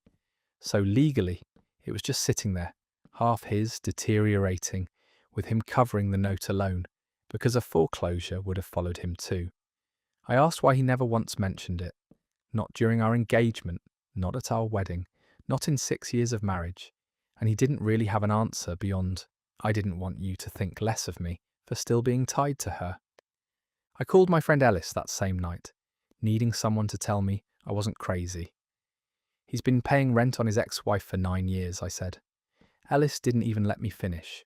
Lorna, that's not a house payment, that's an emotional support subscription. The next 2 weeks were the worst of our marriage. I pulled our joint statements going back as far as I could access and found that Dale had been routing the Birchwood payment through a separate account funded by his annual bonuses, money I'd always assumed was going into our savings. Over 3 years, that was roughly $41,000 that never touched our life at all. Our kitchen renovation, the one we'd put off for 2 years because we couldn't afford it, would have been fully paid for twice over with room to spare. I asked him point blank if he still had feelings for Amabel. He said no, and I believed him actually, because nothing about the house looked sentimental. There were no old photos in that folder, no letters, nothing personal at all. It looked like guilt wearing a filing system. We went to a financial counsellor, a guy named Osmond, who specialises in mixed asset divorces. Oddly fitting, since that's basically what Dale's situation had become without a divorce ever happening. Osmond's read was blunt. You have 2 options. He lists the house and eats whatever loss remains, or you two start treating it as a debt you both carry, which I don't recommend, because you didn't sign up for her mortgage. Dale listed the house 3 weeks later. It sold at a $19,000 loss below what he owed, which he covered out of a retirement account, taking an early withdrawal penalty on top of it. Amabel, when the paperwork finally reached her, apparently just signed it without comment. No fight, no call, nothing. She'd clearly moved on years ago, in every way, except the one that was quietly draining our savings the entire time. We're still married. I won't pretend the trust came back on any kind of schedule. For about 4 months, I checked our bank app almost daily, which is its own kind of exhausting in a way I never expected. What actually helped was Dale voluntarily setting up an account I have full visibility into. No exceptions, which sounds small, but after 9 years of a secret line item, small felt like a lot. That story is over. 9 years of paying for a marriage that already ended is its own kind of haunted house. Lorna basically inherited the mortgage on a ghost, and the worst part is she almost never found the folder at all. Our next story comes from a man who found out surveillance and love aren't the same thing.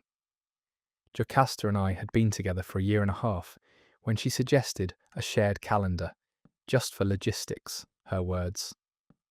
Grocery runs, her sister's birthday, when the cable guy was coming. I said sure, it sounded practical, and for about 6 weeks it was exactly that and nothing more. Then I opened my calendar one Tuesday morning to check what time my dentist appointment was, and I saw it. Thursday, 4 p.m, labelled Emile Dr. Halloran with a location pin to the building on Peregrine Street, my therapist's office. I hadn't put that there. I'd never once entered a therapy appointment into any calendar Jocasta could see, mostly because I hadn't told her I was still in therapy at all. We'd talked about it early on, vaguely, but I'd let her believe I'd stopped seeing anyone months ago. I called her before I even left for work. Why is my therapy appointment on the calendar? I added it so I'd know when you're free. How did you know about it in the first place? She was quiet for a second too long. I might have seen a confirmation email pop up on your laptop. It was just sitting there open. Not one email. Over the next hour of arguing, it came out that she'd been checking my inbox for about 5 weeks, mostly through a laptop I'd leave unlocked at her apartment, and had reconstructed a rough map of my sessions every other Thursday, sometimes a Tuesday when I rescheduled. She said she did it because I'd been distant, and she wanted to understand why, without pressuring me to talk about it directly. That's not understanding me, Jocasta. That's reading my mail. I wasn't trying to invade anything.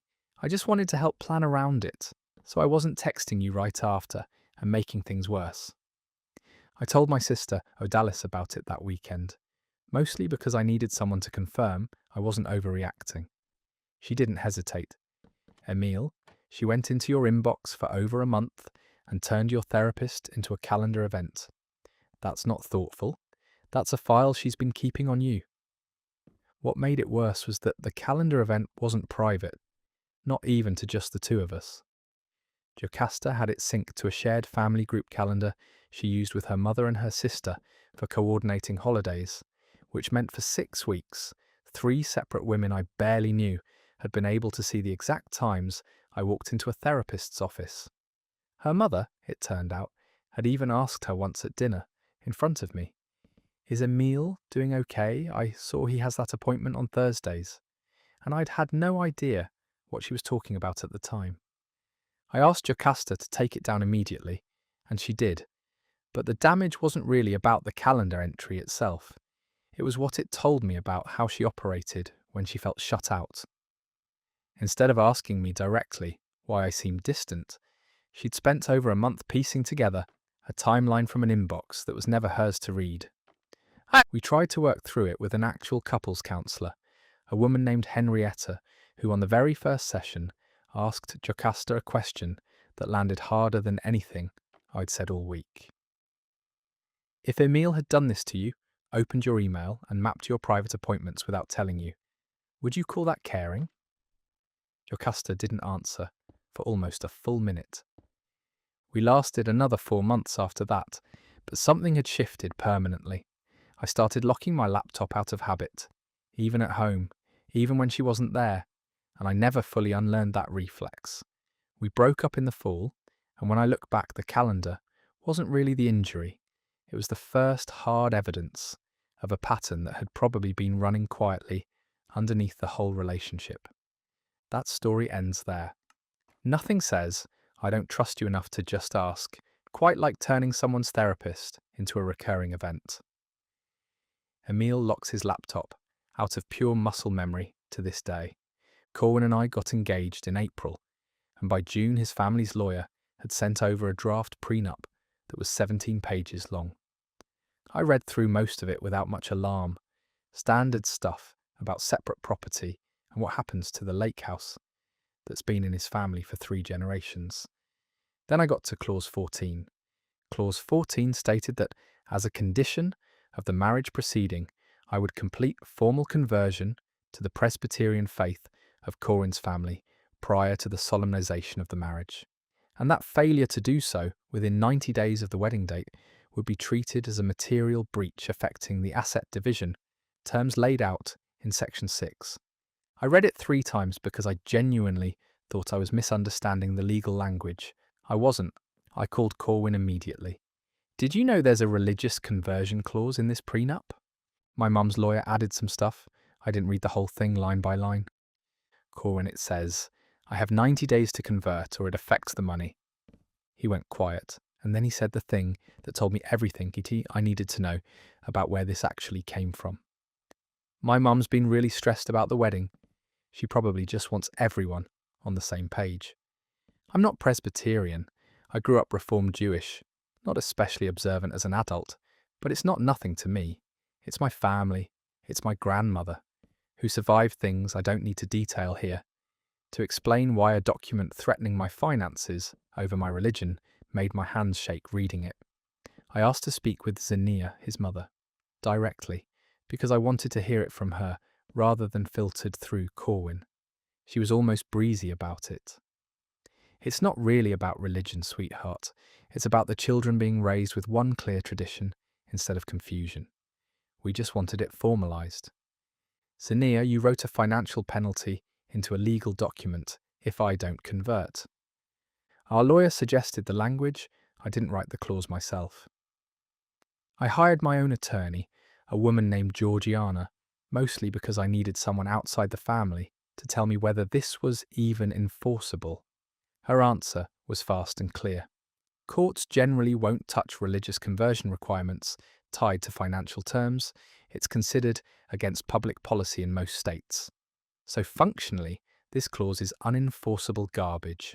But, she added, the fact that they put it in writing tells you something real about the leverage they think they have over you. That was the part that sat with me longer than the legal question did. It wasn't really about whether a judge would enforce Clause 14. It was that Corwin's family had drafted a document assuming I'd either convert under financial pressure or that my objecting would make me the unreasonable one in the relationship. I brought it to Corwin one more time, this time asking directly whether he'd fight for me to have this removed or whether he expected me to just accept it to keep the peace. He said, "Can we maybe find some middle ground? Like, you don't fully convert, but we raise kids Presbyterian?" And something in me just closed like a door. We didn't get married. The engagement ended 6 weeks later, not dramatically, mostly through a series of increasingly short phone calls where it became clear neither of us was going to move. Corwin kept saying it was just paperwork, and I kept saying that paperwork is exactly where people write down what they actually expect from you. Georgiana sent Zania's lawyer a formal letter dissolving the engagement contract, and I got the ring appraised and mailed back within the week, because I didn't want a single object from that family sitting in my apartment a day longer than necessary. That story wraps up there. Nothing says we respect who you are, like putting your religion in section 6 next to the lake house. Tabitha kept the letter from Xanthi, just in case anyone in that family ever tries to rewrite the story. This next one is for anyone who thinks just to see is ever just to see.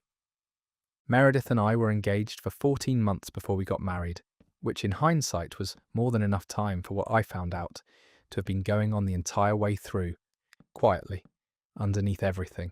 It started with my co-worker Thalia, actually, not with any suspicion of my own. We were out getting lunch when she pulled out her phone, laughing about a bad date app match, and said, "Wait, this profile picture looks exactly like your fiancé," and turned the screen toward me. It was Meredith, not a lookalike. Meredith, in a photo from our trip to Savannah, cropped so my arm was cut entirely out of the frame. The profile was under the name Mer29, listed as single, with a bio that said, "Recently out of something serious, figuring out what I actually want." I sat there with Thalia's phone in my hand, doing the math. We'd been engaged the entire time that bio had been live. I didn't say anything to Meredith right away. I made a second account instead and messaged the profile myself, just to see how far it would go before it either confirmed or cleared her. Within 4 days, Mia and I had exchanged over 60 messages, including her agreeing to meet for a drink that Friday at a bar called Renner's. I showed up to Renner's Friday night and sat 2 booths away. Meredith walked in 11 minutes late, scanned the room, and sat down across from an empty seat, texting on her phone, presumably to the version of me she thought she was meeting. I walked over and sat down across from her instead. She went white. "This isn't what it looks like. You're on a dating app during our engagement, sitting in a bar waiting to meet a stranger. What is it supposed to look like?" Her explanation, once we got somewhere less public, was that she'd made the profile 8 months earlier, just to see if she still had options, not intending to actually go through with anything, and that she'd kept it up because deleting it felt like admitting something. She swore up and down she'd never actually met anyone from it before me, that our conversation that week was the first time she'd agreed to meet up at all. I didn't believe the timeline, mostly because 8 months is a long time to maintain a profile, just to see, and because the bio didn't read like curiosity, it read like someone keeping a door propped open. I asked her outright, "Did you ever meet anyone else off this?" And she hesitated exactly long enough that I knew the true answer before she gave me the false one. We called off the wedding 9 days before the invitations were supposed to go out. My mother had to make 41 phone calls to vendors, including eating a $2,800 non-refundable deposit on the venue, which Meredith offered to split and I refused, mostly out of spite, mostly because I didn't want anything else tied between us ever again. Thalia felt terrible about how it all came out, even though none of it was her fault. I genuinely thought it was funny for like 4 seconds before I realised what I was looking at, she told me later. And I believe her, the whole thing really did start as a coincidence at a lunch table. The strangest part came about 2 months after the breakup, when a mutual friend mentioned Meredith's profile was still active, same photo, same bio, just the name changed from Mia to Mary. Whatever she was actually looking for, apparently getting caught hadn't answered the question for her at all. That story concludes there. An 8-month just to see is the kind of thing that stops being curiosity and starts being a second relationship with better lighting. Grover says he still can't walk past Sloane's without thinking about it. Speaking of families that don't disappear, this next story picks up right there. Oswin told me about his family in our 3rd month together, sitting on my kitchen floor because we'd run out of chairs after a move. He said his parents disowned him at 20 when he came out to them, that his 2 brothers had gone along with it to keep the peace, and that he hadn't spoken to any of them in 6 years. He said it plainly, like something he'd made peace with a long time ago, and I remember thinking he was one of the most emotionally settled people I'd ever dated. For a year, I built a lot of my understanding of him around that story. Why he got quiet around the holidays, why he flinched a little when my own big, loud family showed up for Sunday dinners. I never pushed him to reconnect with anyone, because I genuinely believed there was nothing left to reconnect to. Then his cousin Fintan got married, and Oswin was invited as a guest, not in the wedding party, just a guest, which he explained by saying Fintan was one of the only ones who never fully cut me off.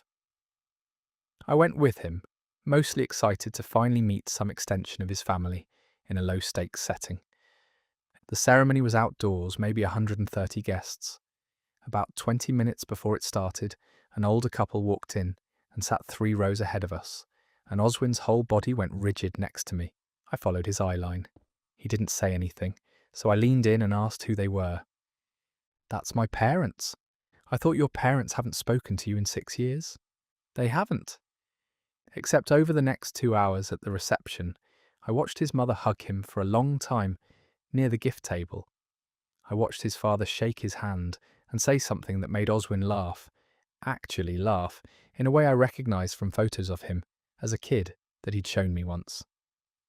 I watched him sit at a table with both his brothers for the better part of dinner, one of whom had his arm around Oswin's shoulder in a photo someone posted that same night. I confronted him in the parking lot afterward, because I couldn't hold it until we got home. "You told me they disowned you. That was them at your table for 2 hours. It's complicated, Syessa. Explain the complicated part, because from where I was sitting, it looked like a family reunion. The real version came out over the following days in pieces.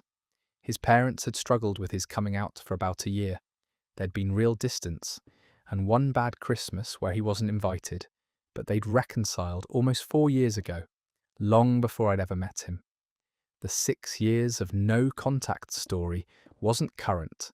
It was frozen at the worst point and never updated, and he'd kept telling it to me the entire time we dated because, in his words, it made things easier to explain why I don't bring you around. I asked Fintan about it directly at the reception, since he clearly knew the real history. He didn't sugarcoat it. Des and his folks have been fine for years now. We do Thanksgiving together every year. I actually always wondered why you two never came.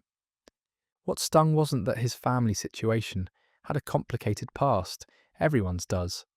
It was that he'd let me build an entire mental model of him and organise a year of my own behaviour around holidays and his triggers, off a story he knew wasn't true anymore. We broke up about 5 weeks later. He tried to explain it as protecting himself from having to introduce me to people before he was sure about us. But by then the explanation felt like it was arriving about a year and 100 small accommodations too late. That story comes to an end. A disowned man doesn't usually get a hug at the gift table. So read the room, or in this case, read the wedding. Sarsa says the strangest part is she still kind of likes Ivor. I worked in corporate audit, which meant that maybe 4 times a year I'd have a genuinely late night closing out quarterly numbers, the kind where I'd walk out of the building at 11 or later. Kestrel knew this about my job going in. We'd talked about it early on. She said she understood it came with the territory. The night everything changed was a Thursday in March. I left the office at 11:40, texted her, leaving now, home in 20, which had become a habit of mine after one earlier fight about communication. I got home at 12:05, 25 minutes later than my estimate, because of a stalled truck blocking the exit ramp off the highway. Kestrel was sitting at the kitchen table when I walked in, not asleep, not doing anything, just sitting there with her phone face down in front of her. You said 20 minutes. There was a truck stalled on the ramp. I sat in it for like 15 minutes. That's not what your route showed. I didn't understand the sentence at first. What do you mean, my route? She turned her phone around. It was a live map with a moving dot on it. My car, sitting on a highway exit, exactly where I'd said, time-stamped, tracked in real time, from a dot that had clearly been following my exact path since I left the parking garage. Kestrel, why do you have a tracking app open with my car on it? She didn't deny it, which I give her credit for. At least she didn't try to lie once it was in front of both of us. She'd bought a small GPS tracker online, about $60, magnetic case, and put it under my rear bumper the week before, after one late night she'd decided didn't add up. I just needed to know you were actually where you said you were. So you've been tracking my car for a week? For like 5 days. 5 days turned out to be generous once I actually checked the device myself the next morning. The battery log on the companion app showed it had been active for 19 days, meaning she'd installed it almost 3 weeks earlier, right around the time of that one earlier fight about communication, the one I'd thought we'd resolved like adults. I told my sister-in-law Darrow about it that weekend, mostly because she and Kestrel were close, and I wanted to know if this was something Kestrel had done before, in other relationships. Darrow didn't hedge at all. She did something similar with her ex, checked his phone location constantly. I always figured it was just anxiety. I didn't know it went as far as an actual physical tracker. That detail changed the conversation for me. This wasn't a one-time lapse in judgment, born out of one bad night. It was a pattern with a track record, and I'd been the one who didn't know about it. I confronted Kestrel with what Darrow had told me, and for the first time in the whole conversation, she got defensive instead of just quiet. So now you're going behind my back asking my sister about me? You put a tracking device on my car for 19 days, and you're upset that I asked your sister a question. We didn't recover from it. Not really. I removed the tracker myself and left it on the kitchen counter between us like evidence, which in a way it was. We stayed together another 6 weeks, mostly out of momentum, going through counselling sessions that never got past the first uncomfortable layer, before I ended it in April. The line that stuck with me longest came from the counsellor, a calm older man named Reeve, in our second and final session. He looked at Kestrel and said, "The tracker isn't really the problem, it's a symptom. The problem is that you trusted a device more than you trusted him." And Kestrel didn't have a response to that one either. That story just ended. 25 minutes late because of a stalled truck shouldn't require 19 days of GPS data to explain. If it does, the problem was never really the truck. Last one tonight, and it's about a man who forgot honeymoons come with a paper trail. Rodrigo and I got married in October and went to Portugal for 11 days for our honeymoon, which by every account, including my own memory of it, was one of the best stretches of our relationship. We took something like 400 photos. I never imagined I'd end up needing to know the exact count, but I do, because eventually every one of them mattered. 6 weeks after we got back, a friend of mine named Feralith, who worked with Rodrigo's ex-girlfriend years ago, sent me a screenshot with the message, "I don't know if this means anything, but it seemed off." It was an Instagram story. Not from my account or Rodrigo's, but from a private account under the name Noelle, who I knew as Rodrigo's girlfriend before me. They'd dated for almost 2 years and ended things about 8 months before he and I got together. The story was one of our honeymoon photos, the two of us on a boat near Lagos, except it was cropped, so I was cut entirely out of the frame, just Rodrigo's face and shoulder and the water behind him. The caption read, "Missing this already. Can't wait for the next one." I didn't say anything to Rodrigo immediately. I went looking myself first, and once I knew what I was looking for, I found more. Noelle's account had 3 of our honeymoon photos total, all cropped to remove me, posted over a span of 9 days, each with a caption written like the two of them had taken the trip together. One said, "Best 11 days of the year, no contest." Another, underneath a sunset shot from our last night, said, "You know where I'd rather be right now." I asked Rodrigo outright that night, showed him all 3 screenshots at once, instead of building up to it. Why does Noelle have our honeymoon photos captioned like she was there? He didn't deny sending them, which was almost worse than if he'd lied badly. We still talk sometimes. I sent her a few photos because she asked how the trip went. I don't know why she captioned them like that. You don't know why your ex-girlfriend is telling her followers she went to Portugal with you 6 weeks after our wedding. The full picture came out over the next several days, in pieces I had to pull out of him one at a time.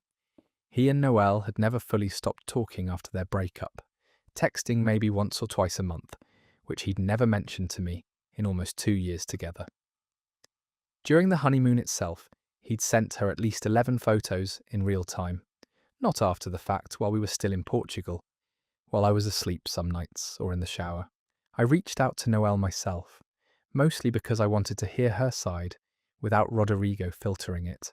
She was almost proud about it. He's always sent me stuff from trips. It's not that deep. I just post what I get sent. When I pointed out that captioning someone else's honeymoon like a shared trip was in fact that deep, she didn't really have a response beyond, "That's between me and him, I guess." Except it wasn't, obviously. It was between the 3 of us now, whether she wanted to frame it that way or not. I left 5 days later and stayed with my sister for what turned into 3 months while we sorted out what came next. Rodrigo tried to argue at one point that nothing physical had happened, as if that was the bar I'd set, and I remember telling him that a man narrating his honeymoon to an ex in real time, photo by photo, wasn't a technicality I needed explained to me. We filed for divorce 4 months after the wedding, which meant our marriage lasted roughly 120 days, shorter than the honeymoon planning had taken. And that's where that one ends. 120 days married, and the photos ended up telling 2 completely different stories to 2 completely different women. Only one of them was ever true. I dated Quillon for 2 years before he moved in with me, and about 4 months after that, he started acting strange every time I mentioned wanting to feel safe with him. I didn't think much of it until the night everything happened. It was a Tuesday nearly 11 p.m, and I was folding laundry when I heard the back door rattle. Not knock, rattle, like someone was testing the handle. Quillon was in the shower, so I froze on the couch and grabbed my phone. The handle rattled again, then a hard shove against the door frame, wood cracking. I didn't call 911. I did something else. I grabbed the cast iron pan off the stove and walked toward the door, screaming that I had a knife, that I'd already called the police, that whoever it was needed to leave.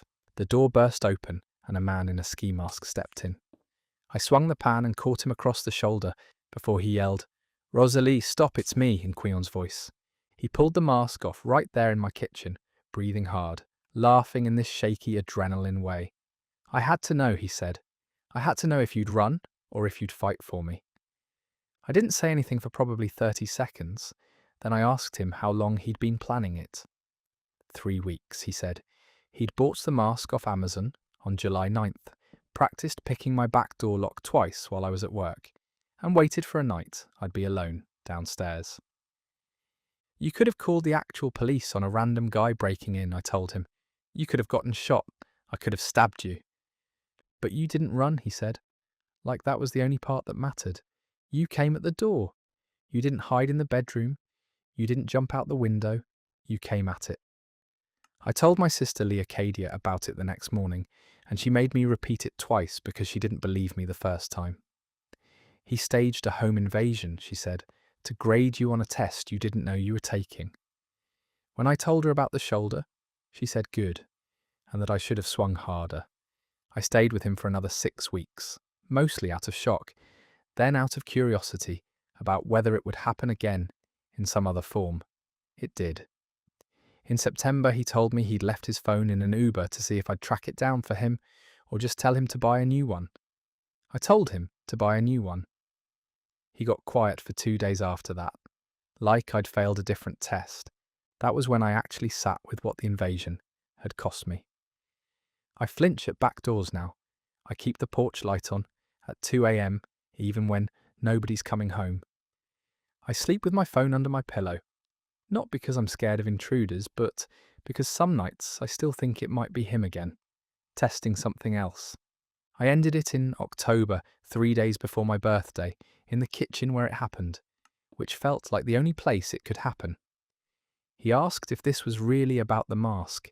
I told him it was about the fact that he needed proof I'd fight for him, instead of just asking me, and that a person who loves you doesn't need to terrify you to find out. My co-worker Isolt, who'd heard the story secondhand, put it best when I told her the whole thing at lunch. He didn't want a girlfriend, she said. He wanted a loyalty test with legs. I think about that line more than I think about the actual night now.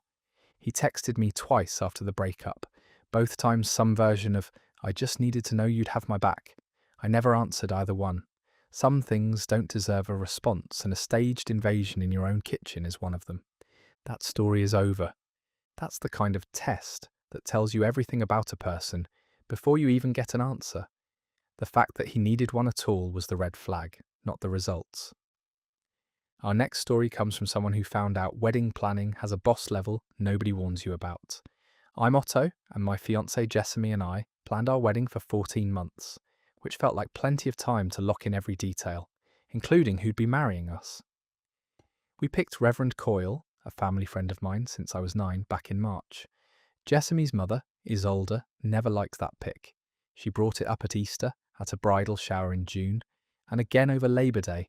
Always some version of, Reverend Coyle didn't marry your cousin, why should he marry you? Which wasn't even true. He'd married 2 cousins on Jessamy's side. I didn't think it was a real threat until the morning of the wedding, October 3rd, when Reverend Coyle called me at 8:40 a.m, 90 minutes before I was supposed to be dressed, and told me Isolde had phoned him the night before to say the ceremony location had changed and he no longer needed to come. There was no location change. I called him back and told him exactly that, and he said, relieved, that he'd figured something was off, but didn't want to cause a scene by showing up somewhere he wasn't wanted. I hung up and called Isolde directly. I just think Pastor Bertrande would give you a more meaningful service, she said, completely calm, like she was recommending a caterer. She married me and your father-in-law, God rest him, and I already asked her to be on standby. On standby, I repeated. You had a backup officiant on standby for my wedding. For our wedding, she said. It's a family event, Otto. I told her Reverend Coyle was coming, whether she liked it or not, and that if Pastor Bertrand showed up uninvited, I'd have the venue turn her away at the door. Isolde hung up on me. I called Reverend Coyle back, apologised, and he laughed it off and said he'd be there by 10. I didn't tell Jessamy until she was already in her dress, because I didn't want to ruin the morning, but her sister Ashby overheard part of the second call and told her anyway. Jessamy came and found me, in the groom's suite still in my undershirt, and said, Tell me she didn't. She did, I said. It's handled. Coyle's on his way. She's been planning this since the shower, Jessamy said. She told my aunt in July she had a contingency. I thought she meant the tent in case of rain. Pastor Bertrand actually did show up at 10:15 in full robes and stood in the parking lot for about 20 minutes before Isolde came out and quietly told her the plans hadn't changed after all and sent her home. Nobody in the wedding party knew any of this happened until the reception, when Jessamy's uncle Farid, half a bottle of wine in, announced it to the whole table like it was the funniest thing he'd ever witnessed. There was a rival pastor in the parking lot, he kept saying. A rival pastor. Isolde never apologised, not that day, and not since. At Thanksgiving, 2 months later, she brought up Pastor Bertrand again, said it was a shame we didn't get the full family experience, and Jessamy finally told her, in front of everyone, that if she ever tried something like that again, she wouldn't be invited to the next family event, wedding or otherwise. Isolde went quiet for the rest of the dinner and left early. Reverend Coyle still brings it up when I see him. He calls it the closest he's come to getting benched from his own gig. That story ends there. That is a level of in-law overreach most people only fantasize about in a horror movie, and Ken Elm handled it about as well as anyone could, an hour before their own vows. I'm Neve, and I married my husband Lysander in April of last year, after 4 years together. We did the will paperwork ourselves, in July a DIY setup through an online service because Lysander said it was simple, and we didn't need a lawyer for 2 people with a car and a condo. I filled out my half in 15 minutes and assumed he'd done the same. In February I found out he hadn't touched his half in the way I thought. I was looking for our tax documents in his desk drawer and found a printed copy of his will, dated August 14th, 4 months after our wedding. Sole beneficiary, Jimena, his ex-girlfriend of 6 years before me. Not a percentage split, not a mention of me at all. The house, his retirement account, everything. I read it 3 times standing in the hallway before I brought it to him. He was making coffee. I put the papers on the counter and asked him to explain August 14th. That's an old draft, he said, not even looking down at it. I never finalised it. It's signed, I said. It's notarized. There's a date on it 4 months after our wedding, Lysander. He picked it up then, actually looked at it, and went pale. He said he'd meant to update it after the wedding and must have grabbed the wrong template, that he'd been juggling 2 drafts on his laptop and signed the old one by accident during a work trip to Denver. I asked how you accidentally sign and notarize the wrong will. He didn't have an answer for that one. I called the notary's office myself 2 days later, gave them the date, and the woman on the phone confirmed he'd come in alone. No witnesses besides their in-house staff, and signed exactly what was in front of him. No confusion on their end. I told Lysander that on a Thursday night in the kitchen, same spot as the coffee conversation, and he switched stories completely. Jimena helped me through the worst year of my life, he said. I never officially took her off after we broke up. I forgot she was still on the paperwork when I redid it. Redid it in August, I said.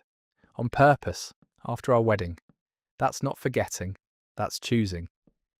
My co-worker Lennox, who I told the whole thing to over lunch, said it plainly. A man doesn't accidentally notarize a document naming his ex everything he owns. He drives to an office and does that on a Tuesday afternoon like it's an errand. I couldn't argue with that. I gave him 2 weeks to fix it, new will, me as beneficiary, filed properly with an actual lawyer this time, or I was done. He filed the new one 12 days later and showed me the confirmation email like it settled everything. It didn't. I kept a copy of both wills in a folder at my sister's house, the old one and the new one, side by side, because I wanted proof of what he chose the first time he thought no one was checking. We're still married. I won't pretend the ending is cleaner than that, but I don't believe a single thing he tells me about paperwork anymore, and I check every account, every beneficiary form, every document with his signature on it twice a year now. Calendar reminder and everything. He knows why. We don't talk about it, but he knows why. That story wraps up there. Some things you can forgive and still never fully trust again, and a 4-month-old, well, naming your ex everything you own is right at the top of that list. This next one's for anyone who thinks their partner is always in their corner at work. I'm Cassius. I'd been at the same marketing agency for 3 years, on track for a promotion to creative lead that would have bumped my salary from $58,000 to $74,000. My girlfriend at the time, Hesper, hated that job for reasons that had nothing to do with me. Her father ran a commercial real estate firm and had been trying to get me hired there for a year at $85,000 with what he called a real ceiling, and Hesper wanted us working together someday, or at least in the same orbit. I turned her father down twice, politely in March and again in June. I liked what I did. I told Hesper that plainly both times, and she said she understood, and I believed her. On a Thursday in September, I got called into my boss, Mr. Kessler's office, and he asked me how my transition was going. I told him I didn't have a transition. I was up for the creative lead role in 3 weeks. He looked confused and pulled up an email from Hesper's personal account, sent to his assistant, saying I'd accepted an offer elsewhere and wanted to give proper notice, effective end of month, and that I'd asked her to help coordinate since I was slammed. I hadn't asked her to do anything. I hadn't accepted any offer. Mr. Kessler had already started interviewing for my spot, 2 candidates in by the time I found out, because the email had gone out 11 days earlier. I called Hesper from the parking lot before I even got in my car. She picked up on the second ring, calm, like she'd been waiting for the call. "You're better off at my dad's firm," she said. "I just moved the timeline along a little." "You told my boss I quit," I said, 11 days ago, without telling me. "You weren't going to do it yourself," she said. "You said no twice. Someone had to make the decision for you." I asked her straight if she understood that she'd taken my job from me. Not redirected me, taken it, with 2 other people already lined up to replace me. She said her dad's offer was still open, so nothing was actually lost. Mr. Kessler couldn't undo the interviews already scheduled, but he let me stay on through October while they worked it out, and I ended up 1 rung below where I would have landed, project lead instead of creative lead, $63,000 instead of $74,000. My friend Caradoc, who worked 2 desks over, told me afterward he'd heard the assistant mention the resignation email back in early September and assumed I'd told him myself. "Nobody thought to double check with you," he said, "because why would your own girlfriend lie about something like that?" I didn't take Hesper's father's job. I broke up with her the same week, in the parking lot of the same office, which felt fitting. She called it an overreaction for 2 months afterward. Said she'd only been trying to get me somewhere better, faster than I'd get there on my own. I'm at a different agency now, made creative lead there in 14 months on my own timeline, no one else's email involved. I still think about how close I came to losing a job I actually wanted, because someone decided my no wasn't a real answer. That story concludes there. Making a decision for someone by lying to their boss isn't help. It's a hijacking, and Merton is lucky he only lost a title instead of the whole job. I'm Wilhelmina, and I found the apartment by accident, the way you find most things you weren't supposed to find. My fiancée Emery and I were saving for our wedding, a modest one, $12,000 budget, both of us splitting it evenly, which meant we were both being careful with money through most of the spring. In April, I borrowed his laptop to print a boarding pass and saw a Facebook Marketplace tab still open, a listing he'd been messaging about, a mid-century credenza for $340. Nothing strange about that on its own except the conversation underneath it. He'd asked the seller if it would fit through a doorway 34 inches wide, and our apartment's doorways are all at least 36.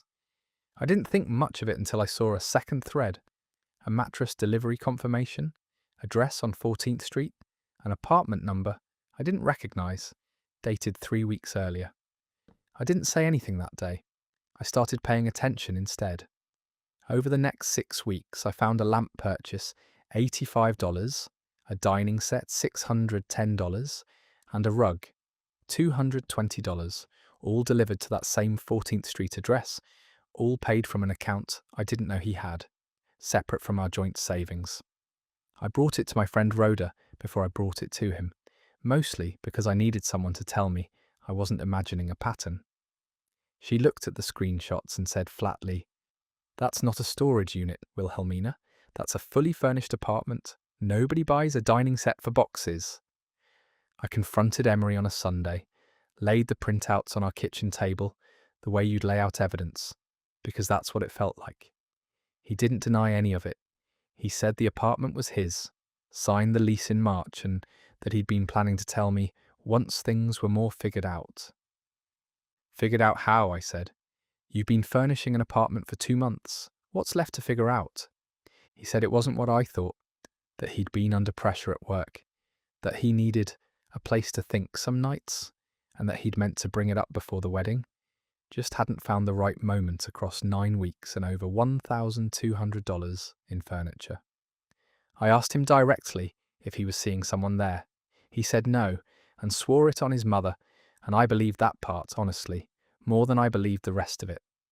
What I didn't believe was that a grown man accidentally builds a second home over 2 months without a plan for what it's for. I called off the wedding 12 days later, not because I thought he was cheating, but because I realised he'd been quietly building an exit for himself the entire time we were building a wedding together, and he never once said so out loud. He kept the apartment. I found out through our mutual friend Errol, a work friend of his, that Emery moved into it full-time within a month of the breakup. I got half our shared savings back, $4,600, and used it to move into a smaller place near my sister's, which ended up being the best $4,600 I've ever spent on anything. Rhoda still brings up the credenza sometimes, half joking, asking if it ever made it through the doorway. That story comes to an end. He didn't need a second apartment, he needed an exit plan, and the fact that he furnished it slowly enough to convince himself it wasn't one doesn't change what it actually was. Speaking of grand gestures nobody actually asked for, this next story comes from a marriage that already had 11 good years behind it. I'm Boaz, married to Marceline for 11 years. No major problems, the normal ups and downs. In June she started asking me, out of nowhere, if I ever thought about renewing things, which I took to mean maybe a nice dinner, maybe a weekend trip. I told her sure, that sounded nice, and didn't think about it again. On July 19th, a Saturday, she told me to meet her at the park by 2 p.m. No explanation. Just wear something decent. I showed up to find about 40 people there. Her sister, my brother Anton, half our old wedding party, a photographer I didn't recognise, and a folding archway with white fabric on it. I asked her what was going on, and she pointed straight up. There was a plane overhead, trailing smoke into letters. Marceline and Boaz, renewed, 2 p.m. She'd hired a skywriter, $4,200, booked 6 weeks earlier, for what she called a recommitment ceremony, complete with a minister she'd found through her book club and vows she'd written herself. I wanted it to be a surprise, she said, beaming, holding my hands in front of 40 people. A real surprise, like our wedding never got to be, because we eloped. I stood there for probably 10 full seconds before I said anything, because I genuinely didn't know what I was supposed to feel. We had eloped, on purpose, both of us, because we'd agreed years ago that big ceremonies weren't either of our style. I looked at 40 people, waiting for me to say something back to a plane. "You never asked me if I wanted this," I said, quiet enough that only she could hear it. "You asked if I ever thought about renewing things. That's not the same as asking if I wanted a ceremony in a park with a skywriter." She said she thought I'd be moved, not upset, and that she'd planned the whole thing as a gift, and that I was embarrassing her in front of everyone by hesitating. My brother Anton actually stepped in at that point, pulled me aside near the archway, and said, "Whatever you're feeling, you've got 40 people watching. Figure out the rest tonight." So I went through with it. I said the vows the minister handed me. I smiled for the photographer. I didn't feel a single word of it. That night, once everyone left, I told Marceline exactly what Anton had heard me almost say in the park. That I loved her, that 11 years meant something, and that I was furious she'd turned a private conversation into a $4,200 public performance I had no say in. She cried, said she just wanted something special, that she never once considered I might say no if she'd actually asked. That's exactly the problem, I told her. You didn't ask because some part of you knew I might. We went to counselling starting in September, still going now. She's since told our counsellor she thinks she planned the whole thing to convince herself the marriage needed rescuing before she let herself really look at whether it did. I think that's closer to the truth than the skywriter ever was. That story just ended. Boaz didn't get a recommitment ceremony. He got ambushed into one, and the real conversation his wife needed to have happened that night in the kitchen, not 40 feet in the air over a park. If you think a proposal can be hijacked, wait until you hear about this engagement party. I'm Clementine. My boyfriend Werner proposed in May, and we planned an engagement party for early July, about 90 people, at his parents' backyard. I spent 3 weeks on logistics, catering, a playlist, name cards, all of it, while he handled almost nothing, which I let slide because he'd been slammed at work. The party was going fine until his uncle stood up around 7:30 with a glass of wine to make a toast, and Werner grabbed the microphone from him before he could start, said he had an announcement of his own, and told all 90 people that we were expecting, due in February, and that this was, officially, the best year of his life. I was standing 15 feet away, holding a plate of appetizers. I wasn't pregnant. I'd taken a test in April, negative, and hadn't taken one since, and he knew that because I'd told him the result myself in our kitchen. The applause and hugging happened before I could say a single word. His mother started crying. His sister Quenby grabbed me by both shoulders and said, "I can't believe you didn't tell me." Genuinely thrilled, genuinely hurt I'd kept it from her. His aunt Atili was already asking about names. I pulled Werner behind the garage as fast as I could get him alone. "I'm not pregnant," I said. "Why would you say that to 90 people?" He said he'd been so sure it was going to happen soon, since we'd talked about trying eventually, that he figured announcing it now would make the actual timing easier once it was real. Like he was just getting ahead of the truth. He said it like that made sense, like being ahead of a truth that didn't exist yet was the same as telling one. "You didn't get ahead of anything," I said. "You told everyone I'm carrying a baby that doesn't exist. What happens in 3 weeks when I'm visibly not pregnant?" He didn't have an answer for that. Not one that held up anyway.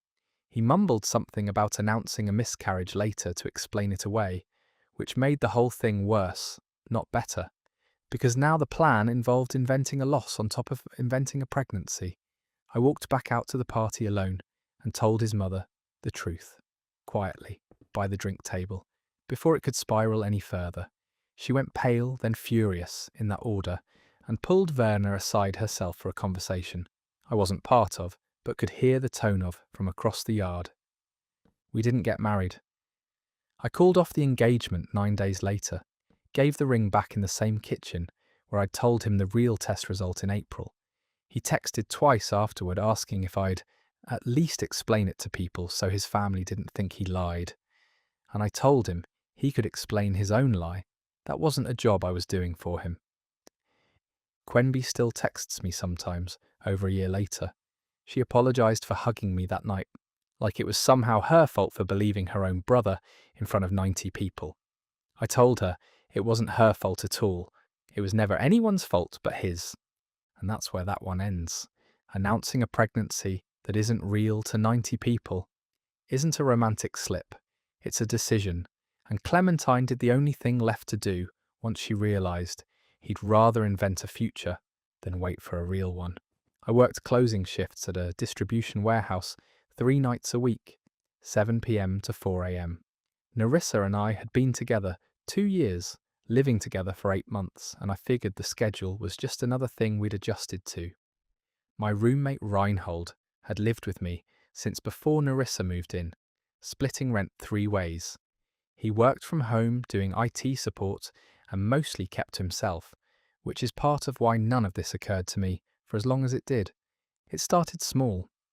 I'd come home at 4:30 in the morning and the apartment would smell like someone had cooked, dishes drying in the rack that weren't there when I left.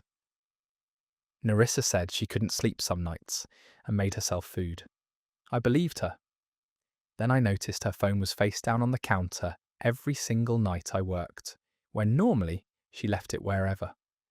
Small things. I told myself I was being paranoid. The third thing was the one that actually made me look. I came home early on a Tuesday, maybe 2 a.m, because a machine went down and they sent half the shift home. I walked into a dark apartment and heard Reinhold's door close down the hall. Quiet, like someone easing it shut instead of letting it click. Narissa was in our bed, awake, and when I asked why she was still up, she said she'd heard a noise and gone to check it. I asked what the noise was. She said she didn't know. It was probably nothing. I didn't confront anyone that night. I just started paying attention. Over the next 11 days, I tracked it without telling either of them. What time Narissa said she went to bed, what I heard when I came in, how often Reinhold's light was still on at 4 a.m, even though he had a 9 a.m. call every morning. On 4 separate closing nights, his door was shut and quiet when I usually heard his TV. On 3 of those same nights, Narissa's phone had no notifications on the lock screen, despite her texting constantly during the day. I asked my friend Florian, who lived 2 buildings over, and sometimes saw our building from his balcony, if he ever noticed anything odd on the nights I worked. He said, "Man, I wasn't going to say anything because I figured it was none of my business, but yeah, there's a light in your kitchen most nights around midnight that's usually off." That was the piece that made me stop guessing and start planning. I told my manager I needed the following Thursday off, and I told Narissa I'd picked up an overnight shift instead. I left at 7 like normal, drove 2 blocks, parked, and walked back around 10. The apartment was dark from the outside, but I could hear them through the door before I even got my key in. Laughing, low voices, the specific tone people use when they think no one's listening. I opened the door, and they were on the couch together, and Reinhold actually laughed, this short disbelieving laugh, before he understood what was happening. Narissa stood up so fast she knocked her water glass onto the floor. "It's not what it looks like," she said, which is the single most useless sentence in the English language, and I told her that. Reinhold didn't even try to deny it. He said, "I'm sorry, man, I really am." And I remember thinking that was almost worse than if he'd lied, because it meant he'd had time to prepare an apology. It came out over the next 20 minutes that it had been going on for close to 2 months. Always on my work nights, always after I left. Narissa said it just happened the first time, and then kept happening because neither of them stopped it. I asked how many nights. She said she didn't know. Reinhold, to his credit or not, said probably 6 or 7, like the number mattered to anyone at that point. I packed a bag and left that night, and stayed with Florian for 3 weeks, while I found a new place. Narissa moved out of the apartment within the month. Reinhold stayed and found a new roommate off a listing app within 2 weeks, which honestly stung more than it should have. I haven't spoken to either of them since, and Florian still brings up that kitchen light like he solved a murder. That story is over. He worked nights to pay the bills, and came home to find out exactly what home had turned into behind his back. Our next story comes from someone whose husband decided honesty was optional if the test was clever enough. Zora had been married to Foster for 4 years when he came home one evening and told her he'd gotten a call for a job in Denver. A real opportunity, more money, better title, the kind of move a lot of couples fantasize about and never actually get offered. He said the company wanted him to fly out for an in-person interview in 2 weeks, and if it went well, they'd want him to start within the month. Zora worked as a paralegal in the city they lived in, a job she'd spent 6 years building toward a partner track position she was 18 months from making. She told me later that her first reaction wasn't excitement, it was math. Could she transfer? Could she find something comparable? How much would they lose selling the house in this market? She asked Foster question after question about the role, the salary, the relocation package, and he answered all of them smoothly. almost too smoothly, for a job he supposedly hadn't started yet. She didn't complain. That's the part that matters. She said, "Okay, let's figure out how to make this work," and spent the next 10 days researching paralegal openings in Denver, pricing moving companies, and even calling a realtor to ask what their house might list for. She told her sister, Zephyrine, about it over dinner, and Zephyrine, who's never in her life kept an opinion to herself, said, "You're really going to just uproot your whole career because he says so? Did you even ask him why he didn't discuss this with you before applying?" Zora hadn't asked, because in 4 years of marriage, Foster had never once made a major decision without her, so it hadn't occurred to her that this one might be different.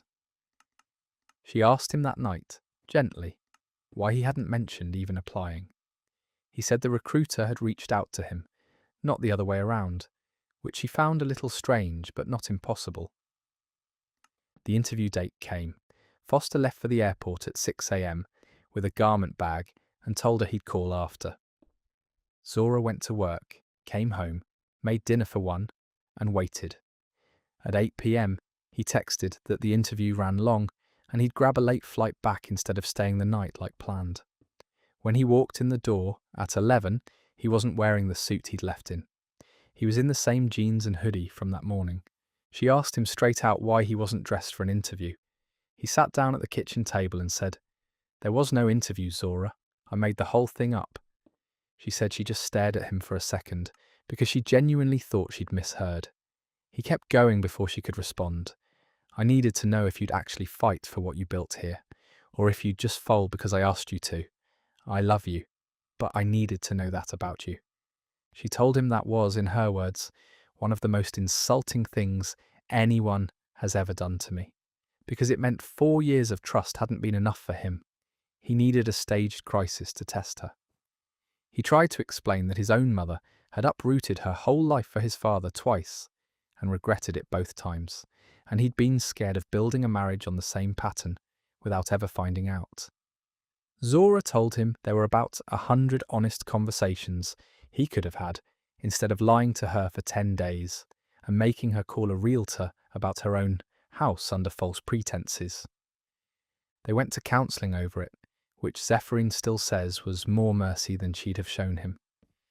Zora told me the trust took the better part of a year to rebuild, and that she still, almost 2 years later, double-checks any big news he brings home before she reacts to it at all. That story ends there. He wanted to test her loyalty and ended up proving he didn't trust her in the first place, which is a strange way to save a marriage. Barnaby had been engaged to Johanna for 4 months when they booked their engagement shoot at a botanical garden 2 hours outside the city, the kind of place with a waiting list and a $650 site fee just to let a photographer in for 2 hours. Johanna had dated someone named Tarquin for almost 3 years before Barnaby, a relationship she described to him early on as over for a long time now. Nothing left there, which was the extent of what he knew or asked, because it wasn't his business to interrogate her past. The morning of the shoot went fine. Their photographer, Demelza, had them walking a stone path under a wisteria arch, laughing on cue, the usual choreography.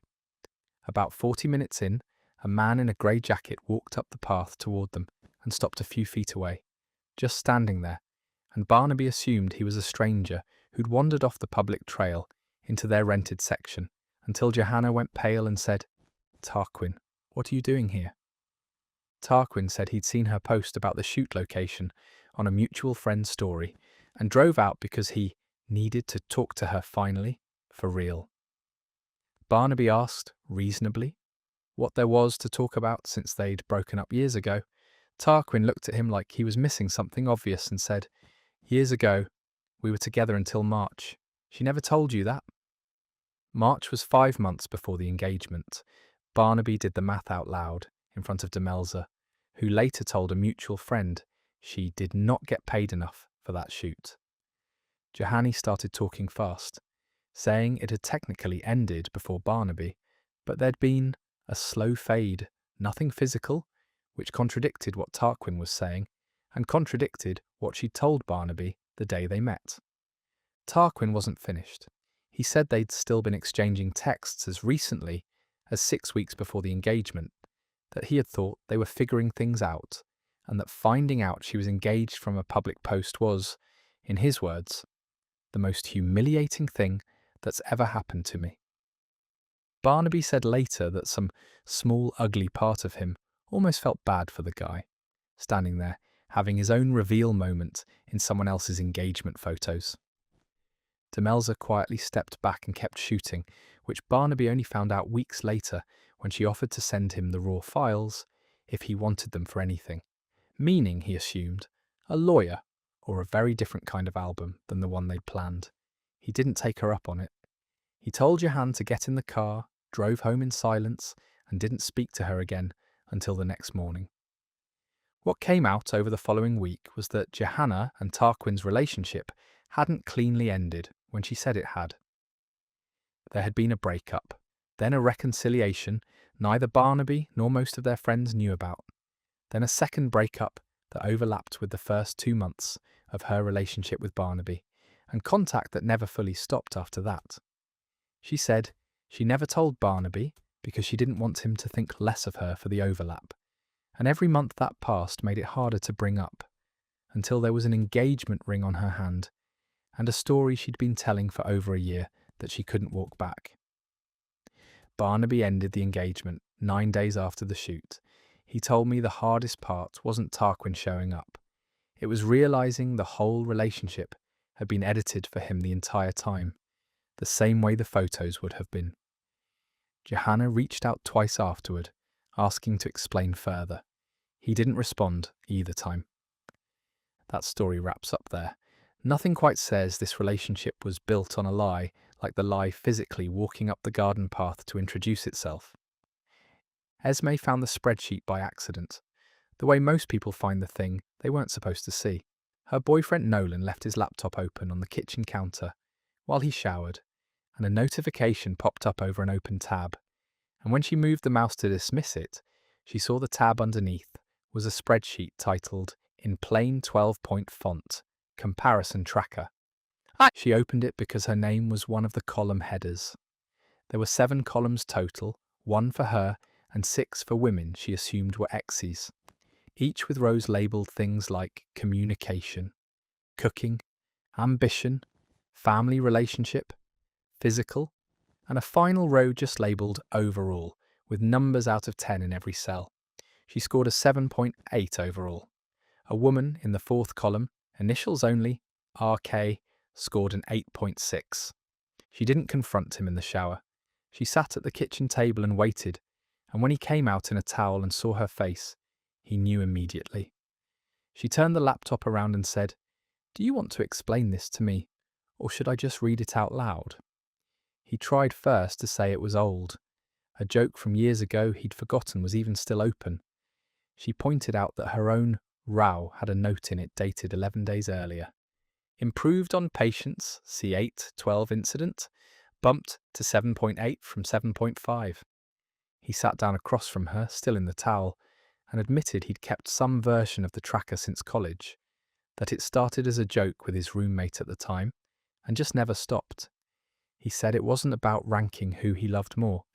It was about tracking growth patterns, his phrase, not hers.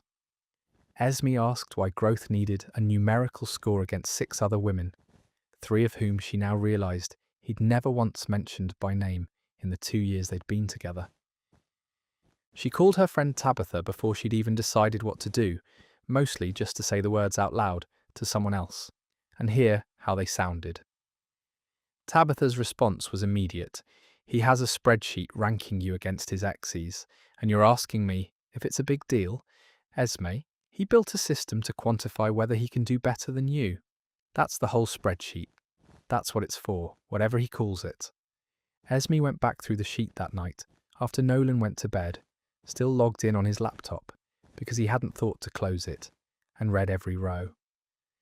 There was a column for RK, with a note that said, "Best physical chemistry, worst communication, would reconsider under different circumstances."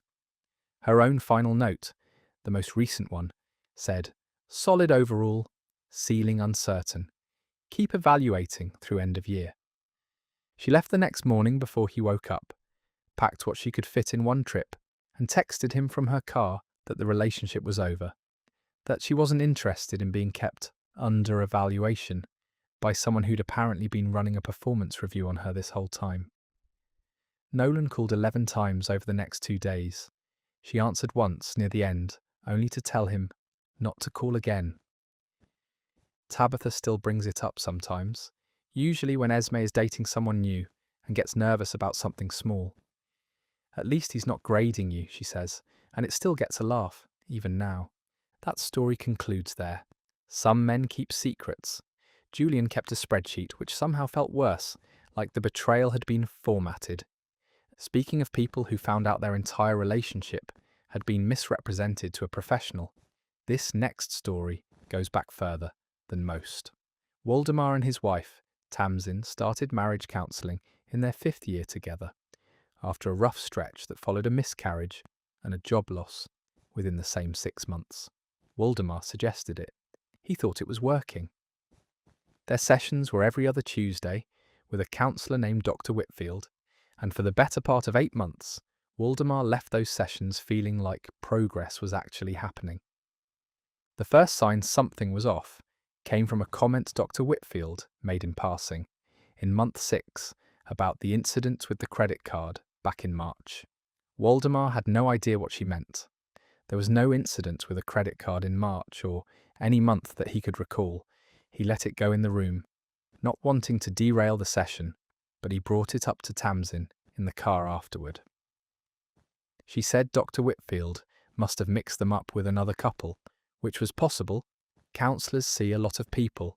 It happened again in month 7, this time, about a fight Waldemar supposedly started at his sister's wedding, calling Tamsin's mother controlling in front of the whole reception. Waldemar remembered that wedding clearly. Nothing like that happened. He'd barely spoken to Tamsin's mother that night at all. He asked Dr. Whitfield directly, in session, where she'd gotten that detail, and she said, gently, that Tamsin had described it to her in an individual session 2 months earlier, part of their standard process of occasionally meeting clients one-on-one. Waldemar asked Tamsin about it that night, and this time she didn't have an easy deflection ready. She admitted slowly that in her one-on-one sessions she'd been describing a version of their marriage that leaned harder into blaming him than what had actually happened, sometimes inventing details outright, sometimes exaggerating real arguments into things they'd never been. She said she did it because she wanted Dr. Whitfield on her side going in, so the sessions would push in the direction she wanted. His friend Gareth, when Waldemar told him the whole thing over drinks, put it about as bluntly as it could be put. She's been building a case file against you for 8 months, and you've been sitting in the room, across from the fake evidence, agreeing you're the problem. That's not couples counselling, man. That's a trial you didn't know you were in. Waldemar called Dr. Whitfield's office and requested a joint session specifically to go through the discrepancies, point by point. Dr. Whitfield, to her credit, handled it professionally, walking through her notes from the individual sessions and comparing them against what Waldemar remembered, and by the end of that session, even she looked uneasy about how many details didn't line up. She told them both, carefully, that continuing to work together as a couple would require total honesty going forward, from both of them, or there was no point continuing at all. Tamsin cried through most of that session and admitted she'd felt so alone during the miscarriage and the job loss that she'd started, without fully realising it, rewriting their history into a story where she was purely the victim and he was purely at fault, because it was easier to carry than the messier truth that they'd both struggled and both said things they regretted. They kept seeing Dr. Whitfield for another 4 months, this time with actual honesty on the table, and Waldemar said it was harder than the fake version, but it was the first time counselling actually felt like it was helping instead of just being something he attended. That story comes to an end. Turns out you can sit across from someone in therapy for months and still be the only one telling the truth in the room. Nor met Garrick at a mutual friend's barbecue, and 18 months later, he proposed to her on a hiking trail overlooking the coast. Down on one knee, with a ring that she genuinely thought, in the moment, was one of the most beautiful things she'd ever seen. A vintage cut diamond in a rose gold band, clearly not something bought off a mall display case. She said yes before he'd even finished the sentence he was working up to. The first crack came 3 weeks later, at dinner with his college friends, when one of them, a woman named Emery she'd only met twice before, glanced at the ring and went quiet in a way Noor noticed immediately. Later, in the bathroom, Emery pulled her aside and said, carefully, "I have to ask you something, and I need you not to be upset with me for asking it. Has Garrick ever mentioned a girl named Linnea?" Noor said no, he hadn't, not once in 18 months. Emery said Linnea was someone Garrick dated for almost 2 years, ending about 14 months before he met Noor, and that Linnea had actually shown Emery a photo of her engagement ring back when it happened, because Garrick had proposed to her too, and Linnea had said yes. And then he'd called off the engagement himself about 5 weeks later over what he described at the time as cold feet. The detail that stopped Noor cold was when Emery described the ring in that photo, a vintage cut diamond, rose gold band. Noor pulled her own ring off right there in the bathroom and held it next to her memory of what Emery was describing and asked her to describe it again, slower. Emery said, "Rose gold, definitely, and the stone had this kind of antique cut, not round, more like a cushion shape, which was down to the shape of the stone, the exact ring on Noor's finger." She didn't say anything to Garrick that night. She waited until they were home, sat him down, and asked him flat out where the ring came from. He tried the store name first, said he'd bought it downtown, and she asked him to pull up the receipt, which he couldn't produce, and then he stopped trying to hold the story together. He admitted it was the same ring. He said after Linnea gave it back, he never returned it to the jeweller, partly because the return window had passed and partly, in his words, because it felt wasteful. "It's a beautiful ring, and I always thought I'd use it again eventually." Noor asked him if it had ever once occurred to him to mention that the ring on her hand had already been on someone else's hand, in the exact same context, less than 2 years earlier. He said he didn't think it mattered because a ring is just a ring. Noor told him a ring that had already failed once as a proposal wasn't just a ring, it was a decision he'd made about her, without telling her, using an object with a history he knew she'd never have agreed to if she'd known. She gave the ring back to him that night and told him she needed the engagement, paused while she figured out if she could actually trust anything else. He'd told her about his past. She and Garrick did eventually get married, almost 2 years later, with a different ring he bought new, receipt and all, which Noor said she asked to see this time, without even being suspicious, just as a running joke between them now. Emery was a bridesmaid. That story just ended. Recycling is good for the planet. It is not good for a proposal. Winifred didn't find out from Emmett at all. She found out from a woman named Thomasin, a co-worker of his she'd met exactly once, at a holiday party 8 months into their engagement, who came up to her at a grocery store and said warmly, completely sincerely, "Congratulations again on the wedding, by the way. Is it true you two did it at the courthouse first, before the big ceremony? Emmett told everyone at work, you guys got married in secret months ago, and the real wedding is just for show now." And Winifred said she stood there in the cereal aisle for a full 10 seconds, trying to figure out if this was a joke, because she and Emmett were engaged, not married, no courthouse, no secret ceremony, nothing. She told Thomasin that wasn't true, and Thomasin's face did something complicated, somewhere between embarrassed and concerned, and she said, "Oh God, I'm so sorry. I just assumed since he talks about it like it's already happened. He calls you his wife at work all the time." Winifred went home and asked Emmett directly, and he laughed it off at first, said it was probably just a misunderstanding. Maybe he'd called her his wife once as a joke, and it spread. She told him Thomasin specifically said courthouse, a detail that doesn't come from a joke misheard once. He got quiet after that. It came out over the next hour, that he'd been telling people at work for close to 4 months that they were secretly married. A story he said started as an offhand comment to deflect a co-worker who kept trying to set him up with someone, and then kept repeating because it was easier than correcting it once people started congratulating him. He said somewhere along the way he stopped thinking of it as a lie and started thinking of it as basically true, since we're getting married anyway. Winifred didn't find that reasoning as comforting as he clearly hoped it would land. She pointed out that he'd let an entire office believe a fake legal fact about her, one that could complicate things like health insurance questions or emergency contact assumptions if it ever went further than office gossip, all because he didn't want one mildly awkward conversation with a co-worker. She also pointed out that she'd been introduced to people at his company holiday party as his wife by other people, and had no idea why they were saying that at the time, and had just assumed she'd misheard. She called Thomas in later that week, not to blame her, but to thank her for saying something at all, since apparently no one else at Emmett's office had thought to mention it directly to Winifred herself. Thomasin said, honestly, half of us thought it was sweet. We didn't know it was news to you, which Winifred said was somehow the part that stung the most, realising a whole office of strangers had known something about her own relationship before she did.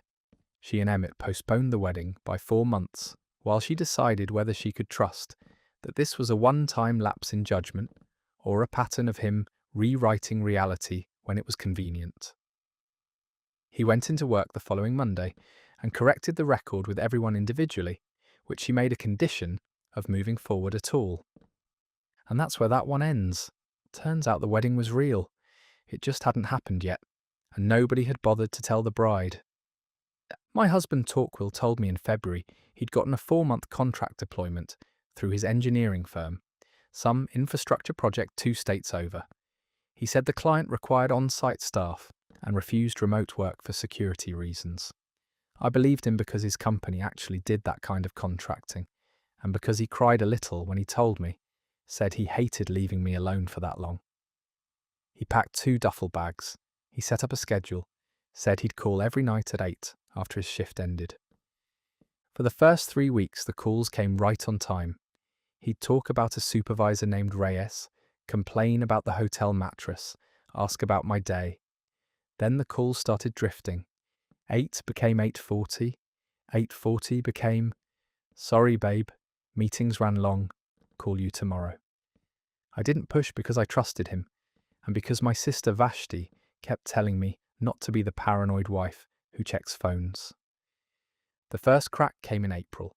Torquil's mother, who lives 40 minutes from us, posted a photo on Facebook of a birthday dinner for her sister.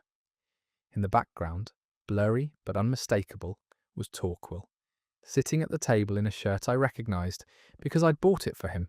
I called her immediately. He's visiting, she said, too fast. He flew in for the weekend. It was a surprise. Don't be upset he didn't tell you. I think he wanted it to be his surprise to share. I let that sit for 2 weeks because I wanted to believe her. Then in May, a co-worker of mine, Ives, mentioned she'd seen a man who looked exactly like Torquil getting coffee at the place, 3 blocks from his mother's house, on a Tuesday morning when he was supposedly 600 miles away, running cable through a server room. I told her she must be mistaken. She said, Perpetua, I worked with him for 2 years at the old job. I know his walk. And that was the moment I stopped waiting for another explanation to arrive on its own.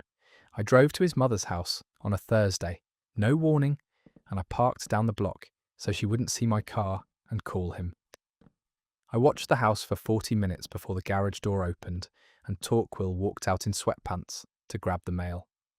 Not a work trip, not a hotel. He was living in his childhood bedroom, 40 minutes from our apartment, for what turned out to be 4 straight months. I walked up the driveway and he saw me and just stood there holding a stack of catalogues. You're supposed to be in Ohio, I said. I can explain. You've had 4 months to explain.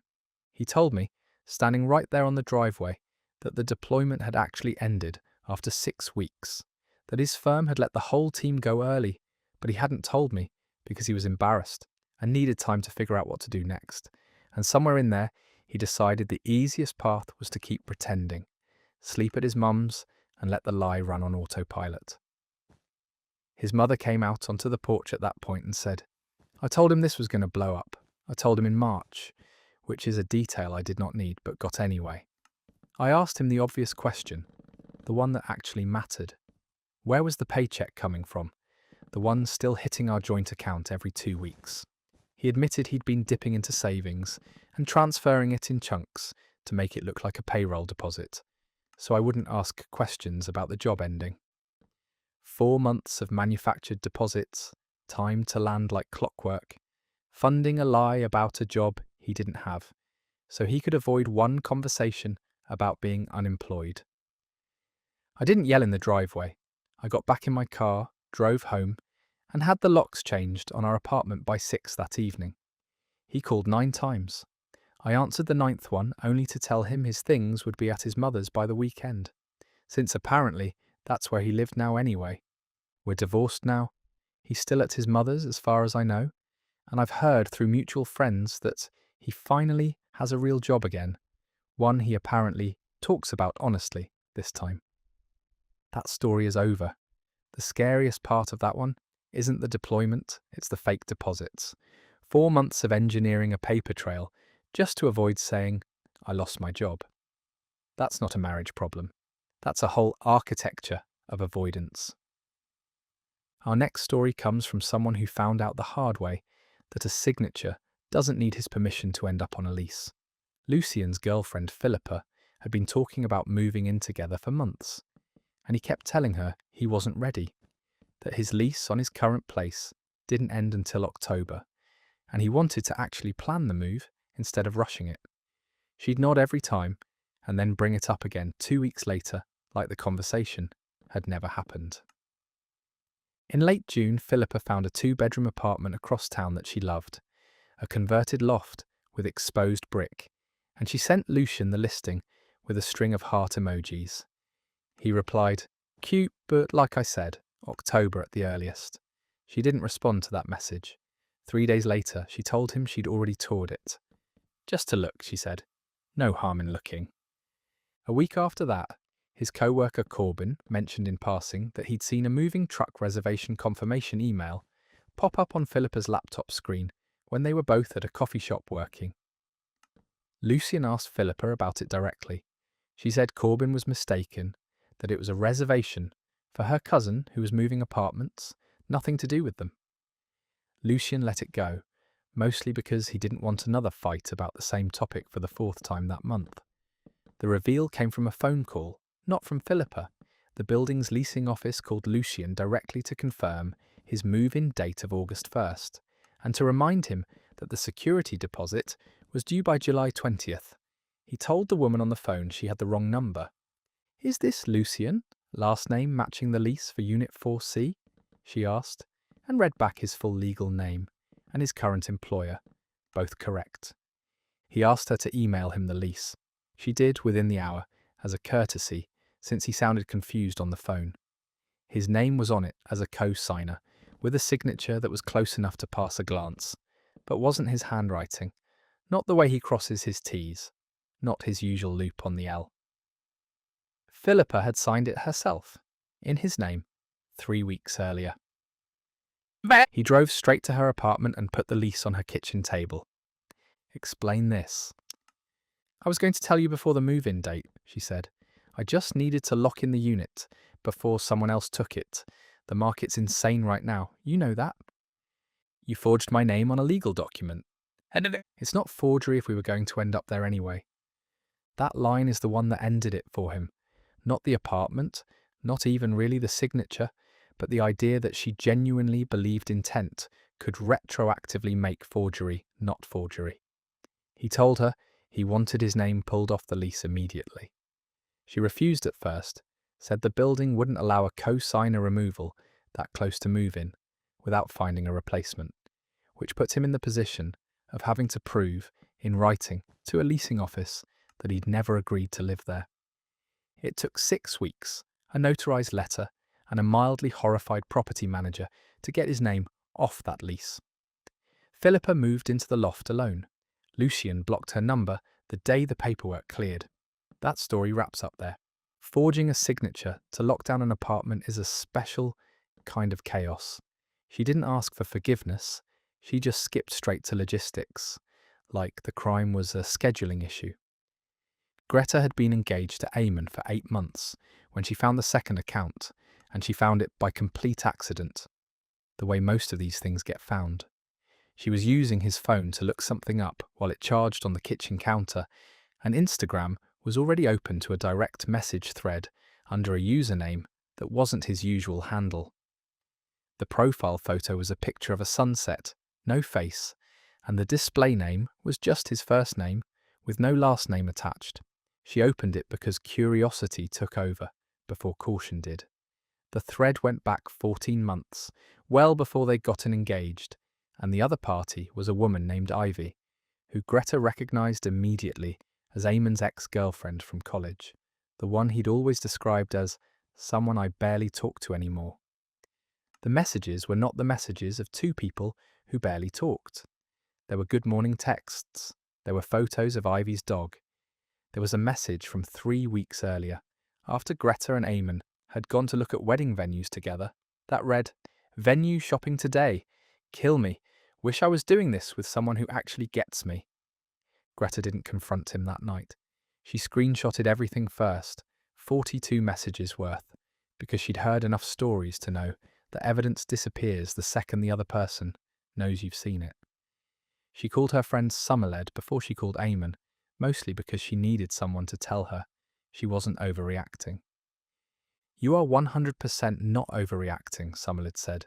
"A secret account with a fake name that only exists to talk to his ex is not a grey area, Greta.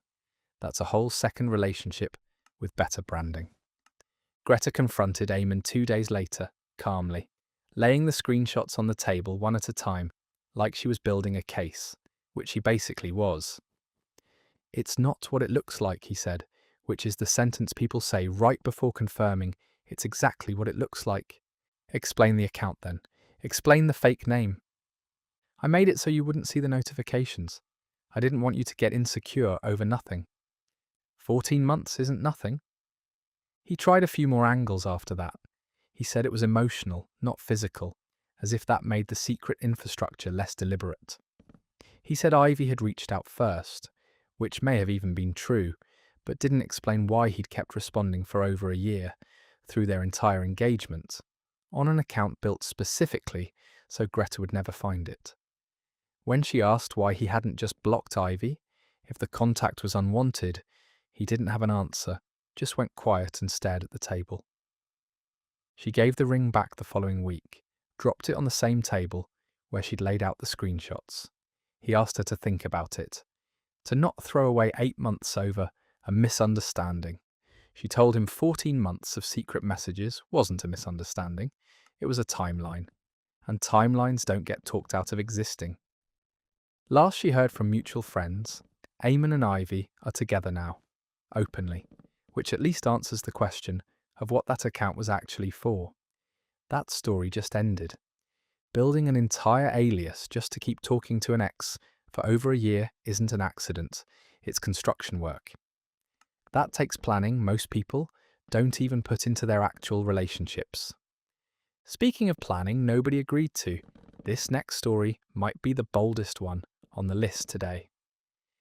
Osric had been dating his girlfriend Zilla for 2 years when she brought up marriage seriously for the first time, over dinner, in a way that felt more like a proposal to herself than a conversation.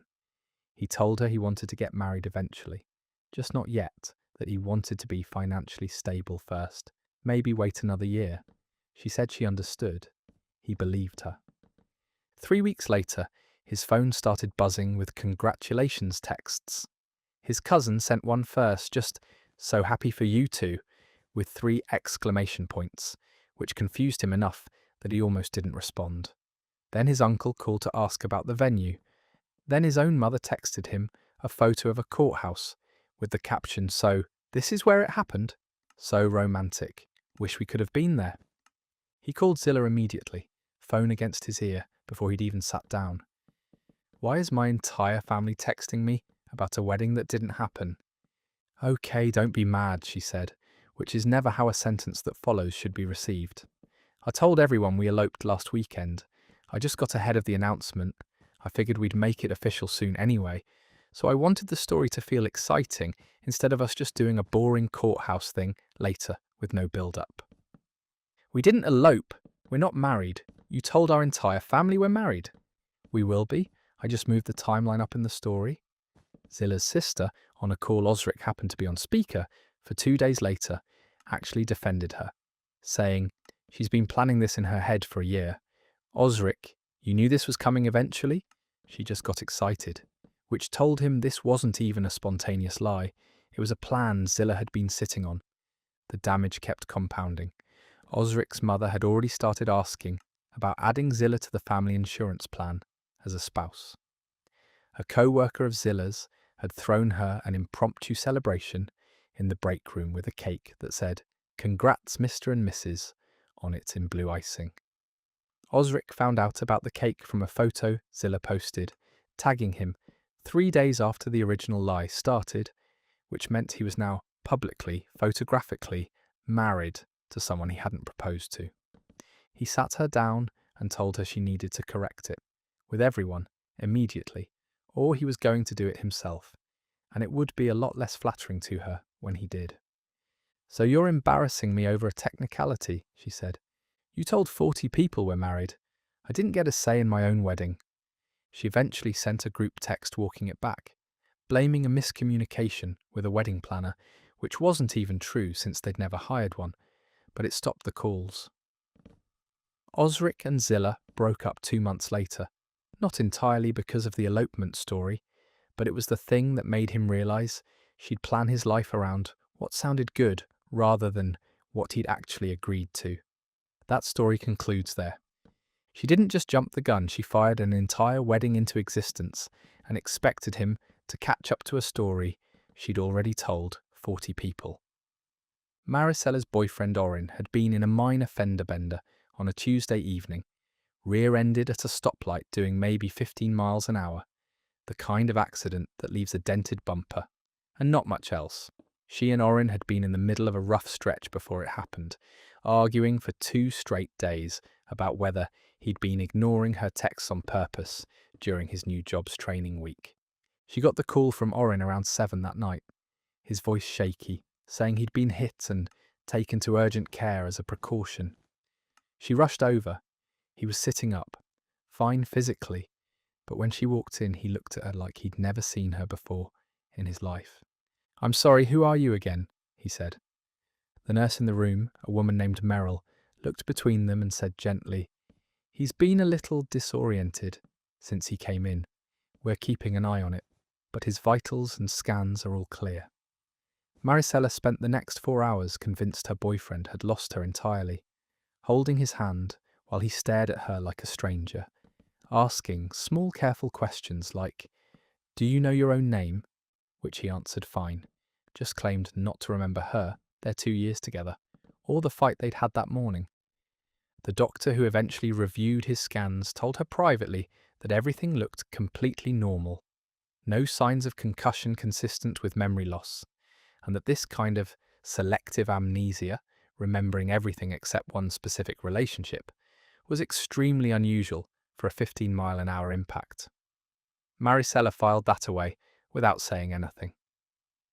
For 4 days, Oren kept up the act at home, calling her by the wrong name once, asking who they were in old photos, letting his mother re-explain their entire relationship to him at dinner, like a bedtime story.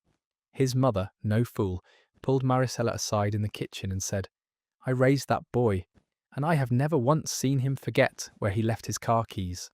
I don't buy this for 1 second." The crack came on day 5. Maricela's friend Belle Phoebe had come over to keep her company, and at one point Oren, thinking no one was listening, muttered under his breath about being annoyed that his fantasy football lineup hadn't updated. Belle Phoebe heard it from the hallway and repeated it back to Maricela with her eyebrows raised. A man who can't remember his own girlfriend apparently remembers his fantasy football roster in perfect detail. Maricela confronted him that night, laid it out plainly, no yelling, just facts. He caved almost immediately, admitted the accident had barely rattled him, and that somewhere in the urgent care waiting room, he'd realised faking memory loss was a way to avoid finishing the fight they'd been having. That if he forgot the relationship, he wouldn't have to answer for the ignored texts. So instead of apologising, you decided to erase 2 years, she said. I panicked. I didn't think it through. You thought it through for 4 days. She left that night and didn't go back. His mother texted her separately a week later just to say, for what it's worth, I'm sorry my son used a car accident as an excuse instead of just saying sorry like a grown man. That story comes to an end. Faking amnesia to dodge one uncomfortable conversation is a lot of effort for someone who apparently remembered his fantasy lineup the whole time. Fenimore's fiancé Quintus had always been close with her mother, which he respected right up until he found out exactly how close. They'd been together 3 years and engaged for 4 months when he needed to borrow her laptop to print a boarding pass, and her email was already open in a browser tab. He wasn't snooping, he just needed the printer queue, but the subject line at the top of her inbox stopped him. A forwarded text thread titled Convo W Fen Tonight, timestamped that same evening. He opened it out of confusion more than suspicion. It was a screenshot of a text conversation between him and Quintus from 2 hours earlier, a normal exchange about dinner plans, forwarded in full to her mother's email address the moment it ended. He scrolled up in her sent folder. There were more, dozens more, practically every text conversation they'd had for the past 3 years, forwarded to her mother, sometimes within minutes of it happening. Their first I love you exchange, an argument about his job search 8 months back, even a late-night conversation he'd considered private about wanting kids someday, forwarded to her mother 11 minutes after he sent his half of it. He asked her about it that night, calmly at first, genuinely trying to understand. My mum and I share everything, Quintus said. It's not a big deal. She's basically part of the relationship at this point. She's read every private conversation we've ever had. For 3 years. She's supportive. She gives me advice on how to respond to you. That last part landed harder than the rest of it. His fiancée had been running his most private messages, including proposals of vulnerability he'd only ever said to her, past her mother for editorial input before responding.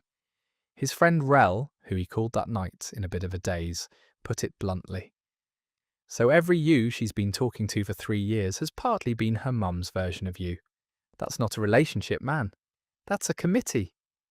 Fenimore asked her to stop, immediately, completely. Quintus agreed in the moment, but 2 weeks later, he noticed her mother reference a private detail from a conversation he and Quintus had had the night before, one he was certain hadn't left the room. When he brought it up, Quintus admitted she'd kept forwarding, just more selectively, because it's hard to just stop something I've done since we started dating. He called off the engagement 6 weeks after finding that first email, not over any single message, but over the fact that, for the entire relationship, every version of intimacy he thought was private had a silent third party reading along and coaching responses in real time. Her mother texted him once after the breakup, saying only, I always thought you two moved a little fast anyway. That one's done. 3 years of a committee-edited relationship, and he never got a single vote on who was in the room. That's not closeness. That's surveillance with a family discount. Adaisi and her husband Julius had one long-running disagreement in their marriage, whether to have a third child. Julius had gotten a vasectomy 4 years earlier after their second was born, and they'd agreed at the time it was final. 2 years ago, Adaise changed her mind and asked him to consider a reversal. He agreed reluctantly and told her he'd scheduled the procedure for that spring. Months later, he told her the reversal had failed. He said the surgeon had explained that scar tissue from the original vasectomy was too extensive, that the reconnection hadn't taken, and that further attempts likely wouldn't work either. He showed her a printed sheet of post-op instructions with a clinic letterhead she didn't recognize but didn't question. She grieved that quietly for a long time, assuming a third child simply wasn't going to happen for them. The first thing that didn't sit right came almost a year later when Daisy needed to add Julius to a new insurance plan through her employer and requested his medical records for a routine transfer. The records office told her they had nothing on file for any urological procedure in the time frame Julius had described. She mentioned this to him, and he brushed it off, said he'd probably gone through a different clinic that used a separate record system, and that he'd sort it out.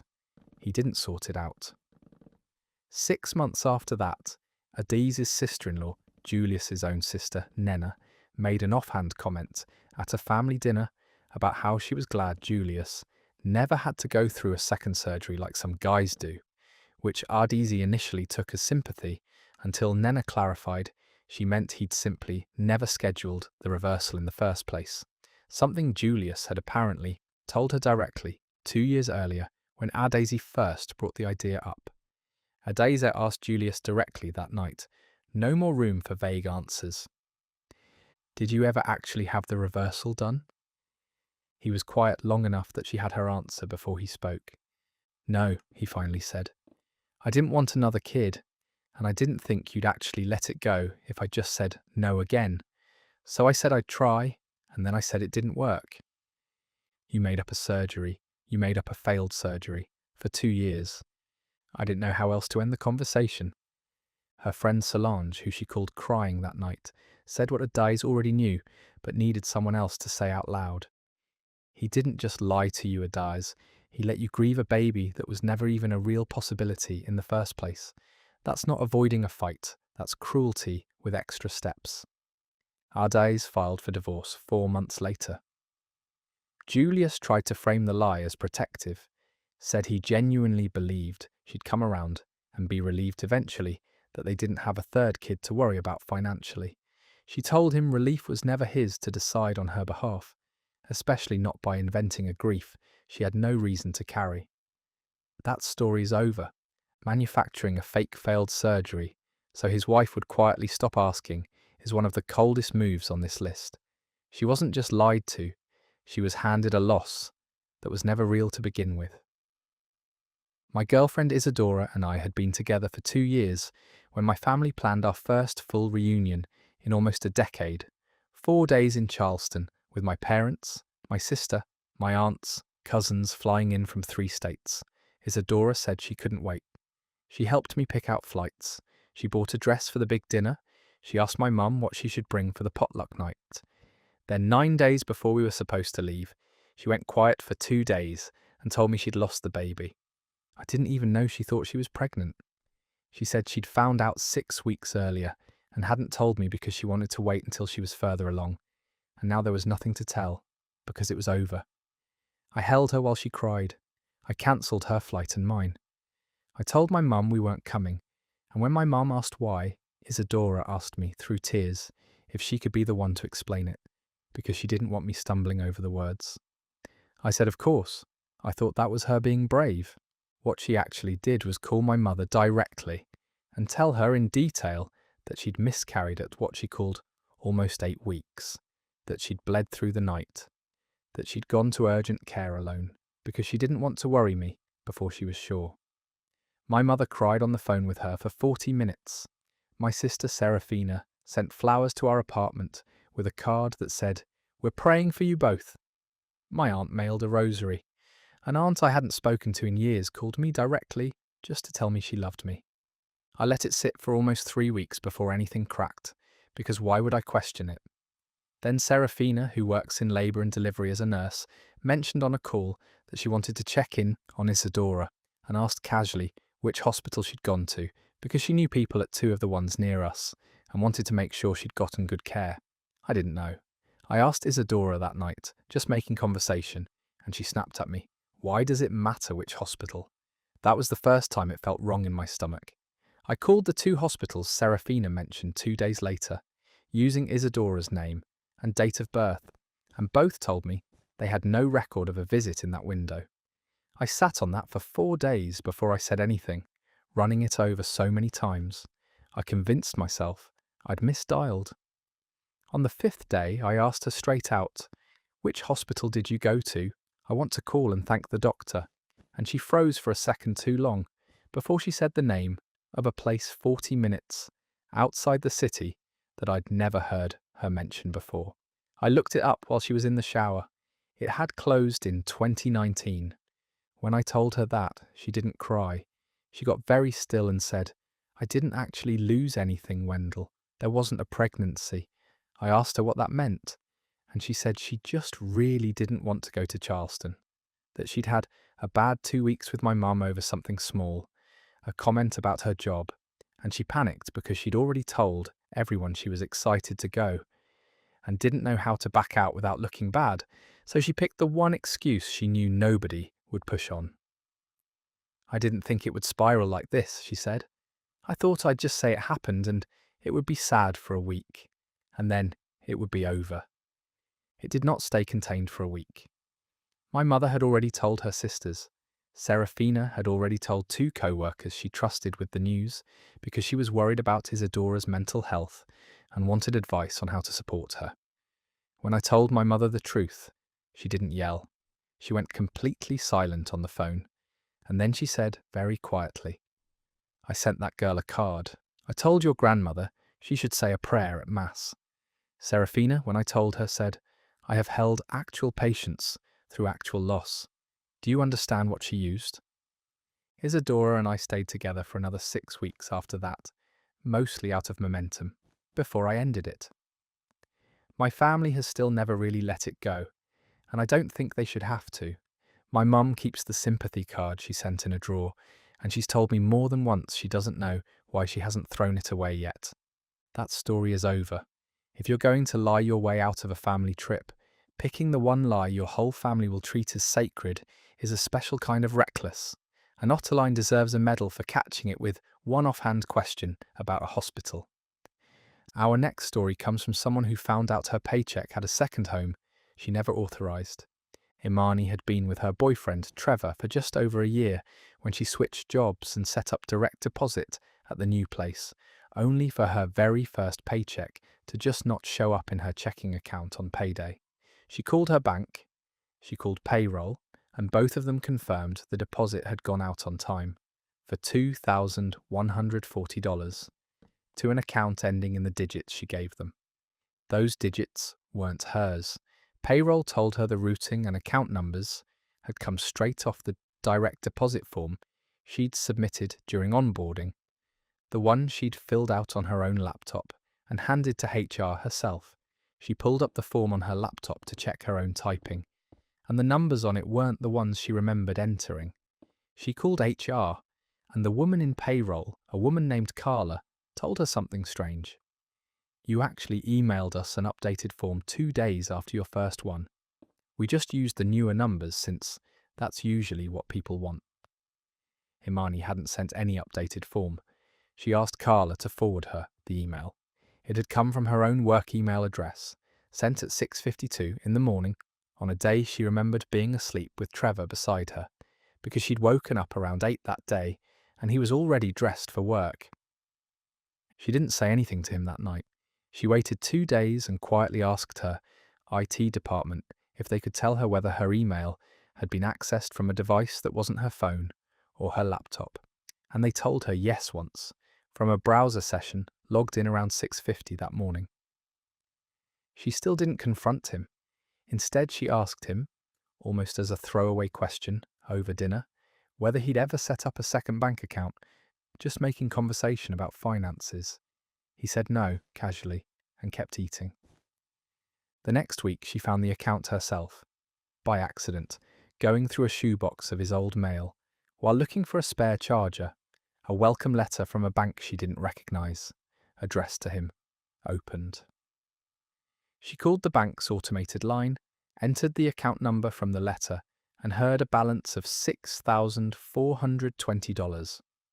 Her paycheck had been landing there for exactly 3 deposits, going back to her second week at the new job. When she confronted him with the letter in her hand, he tried denying it was even his account for about 30 seconds before he gave up. "I opened it before we even started dating seriously," he said. "I just never closed it. When your check came in wrong, I saw it, and I meant to tell you. And then a month went by, and then it felt too late to bring up without it looking bad." She asked him directly, "Did you email my job pretending to be me?" And he didn't answer right away, which was its own answer. Her sister, who she called that same night, said, "He didn't forget to mention $6,000, Imani. People don't forget that." Imani got the money back over 11 weeks. In installments Trevor paid directly into her real account. Once she threatened to file a police report for wire fraud, and she moved out the same month the last payment cleared. That story ends there. There's forgetting to tell someone about a mistake.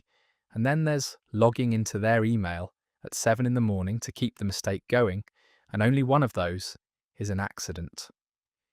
Theodora had been engaged to her fiancé Roman for 4 months when a padded envelope showed up at her apartment with no return address.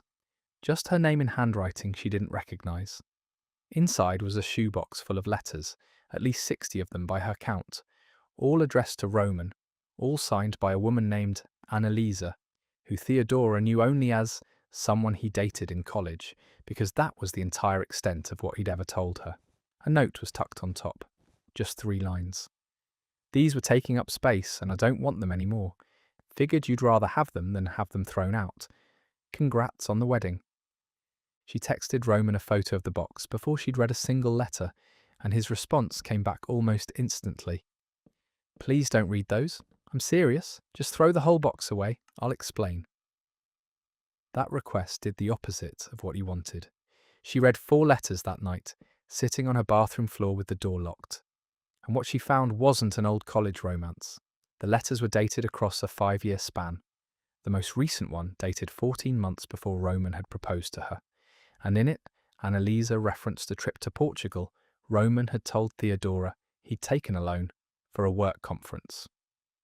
She called him that night and read him one line back from the letter about the two of them picking out a ring together at a market stall in Lisbon, just for fun. He was quiet for a long time before he said, "That trip was after we'd broken up the first time. We got back together for about 8 months without telling anyone. It ended for good right before I met you." Theodora asked the obvious question. How many times had they broken up and gotten back together? And he admitted it was 3 separate times over 6 years. The last one ending only 4 months before their first date. Her best friend Priscilla, who she called crying at midnight, told her flatly, "4 months isn't an ex from college, Theodora. That's barely a chapter closed." Theodora agreed, and over the next week, she went through the rest of the box, all 61 letters, cataloguing dates against every story Roman had ever told her about his 20s. 3 separate trips he'd described as solo turned out to be Annalise trips.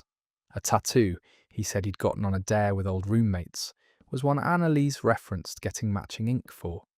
She confronted him with a full timeline, written out on a legal pad, and he didn't fight it. "I told you the short version because the long version made me look like I couldn't commit to anything," he said. "I didn't lie about loving you. I just edited out the parts that made the relationship look messier than I wanted you to see." Theodora asked him why Annalisa would mail the letters now, 2 weeks before the wedding, and he guessed it was spite since he'd blocked her on everything the week their engagement was announced online. Theodora postponed the wedding by 4 months, not to end things, but to actually date Roman with the real history on the table instead of the curated one. And as of the last time she talked to Priscilla about it, the new date was still holding. That story wraps up there. An ex mailing you a box of receipts 2 weeks before the ceremony is a petty move, but it's hard to be mad at someone for handing you the truth your fiancé was sitting on. Casper had been married to his wife Josephine for 6 years when he found out, almost by accident, that she'd spent 2 of them describing him to their marriage counsellor as someone with a drinking problem he did not have. He drinks maybe 6 beers a month, sometimes none. He'd sat through 19 sessions with their counsellor, a man named Dr. Fenn, nodding along to questions about his relationship with alcohol, that he'd always assumed were generic intake questions every couple got asked, never once realizing they were built specifically around him. The truth came out during a session that had nothing to do with drinking at all. They were talking about finances, and Dr. Fenn said gently, "I want to check in. Has the drinking been a factor in the spending you two are describing?" And Casper actually laughed, thinking it was a strange joke, before he realised from both their faces that it wasn't one.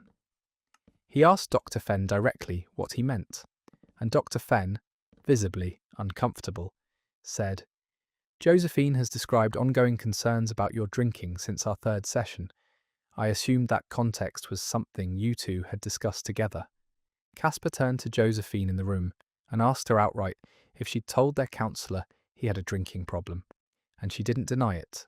She just said quietly, "I didn't know how else to explain some things without making myself look like the problem."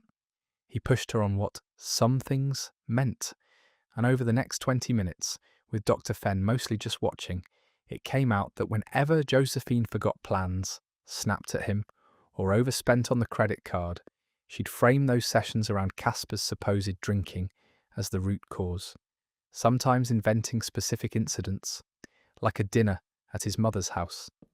She claimed he'd shown up to slurring his words, an event Casper's own mother later confirmed never happened when he called her that same week to check. His brother Leopold, who Casper called that night still shaking, said, 2 years, Casper, that's not a slip. That's a whole file she built." Casper agreed. He asked Dr. Fenn for his session notes, which Dr. Fenn was hesitant to release but eventually did, after Casper made clear he intended to find a new counsellor either way. And the notes ran 9 pages of typed summaries, almost all of them referencing C's drinking as context for arguments that, as far as Casper could piece together, had nothing to do with alcohol at all.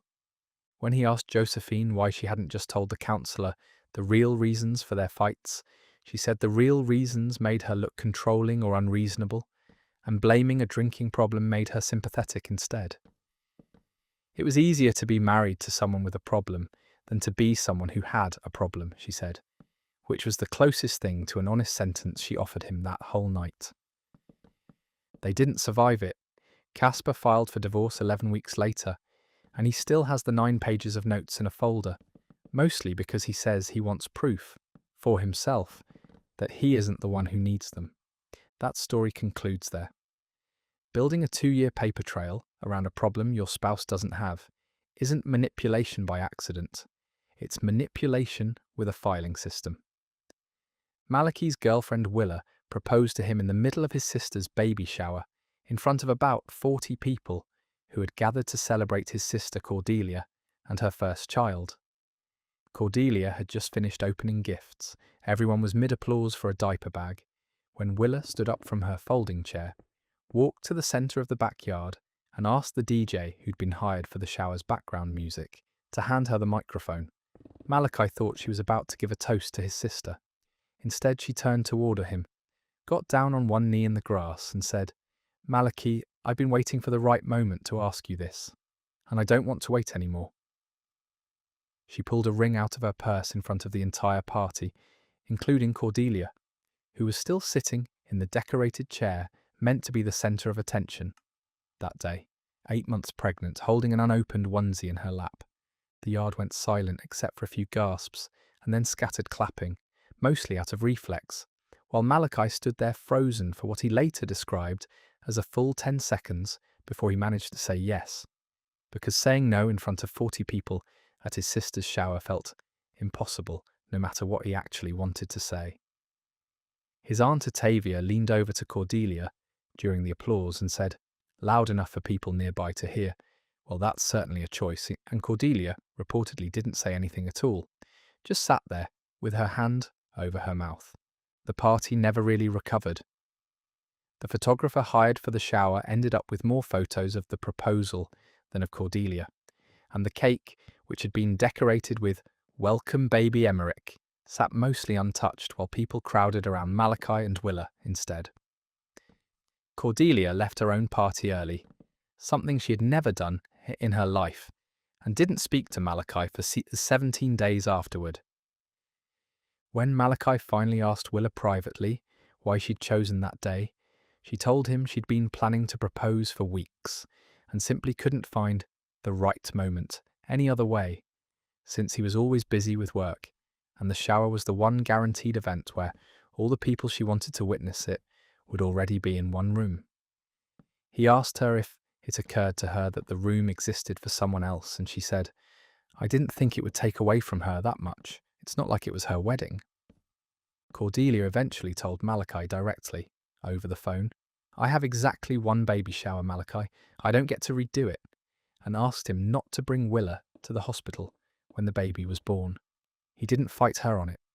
He and Willa are still engaged, but Cordelia has made clear the wedding will need to happen on a date that doesn't compete with anything of hers ever again, and Malachi says he understands completely.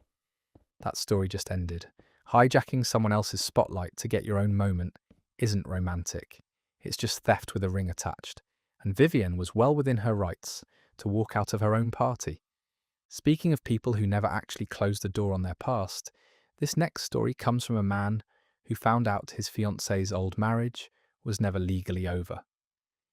Idris had been engaged to Celine for 10 months when a letter addressed to her arrived at their shared apartment from a law office in another state, referencing a case number Idris didn't recognise, and a name he did, her ex-husband Grant. Celine had always told him the divorce from Grant finalised 6 years earlier, before she and Idris had even met, and she talked about it rarely, only ever describing it as a long time ago, ancient history.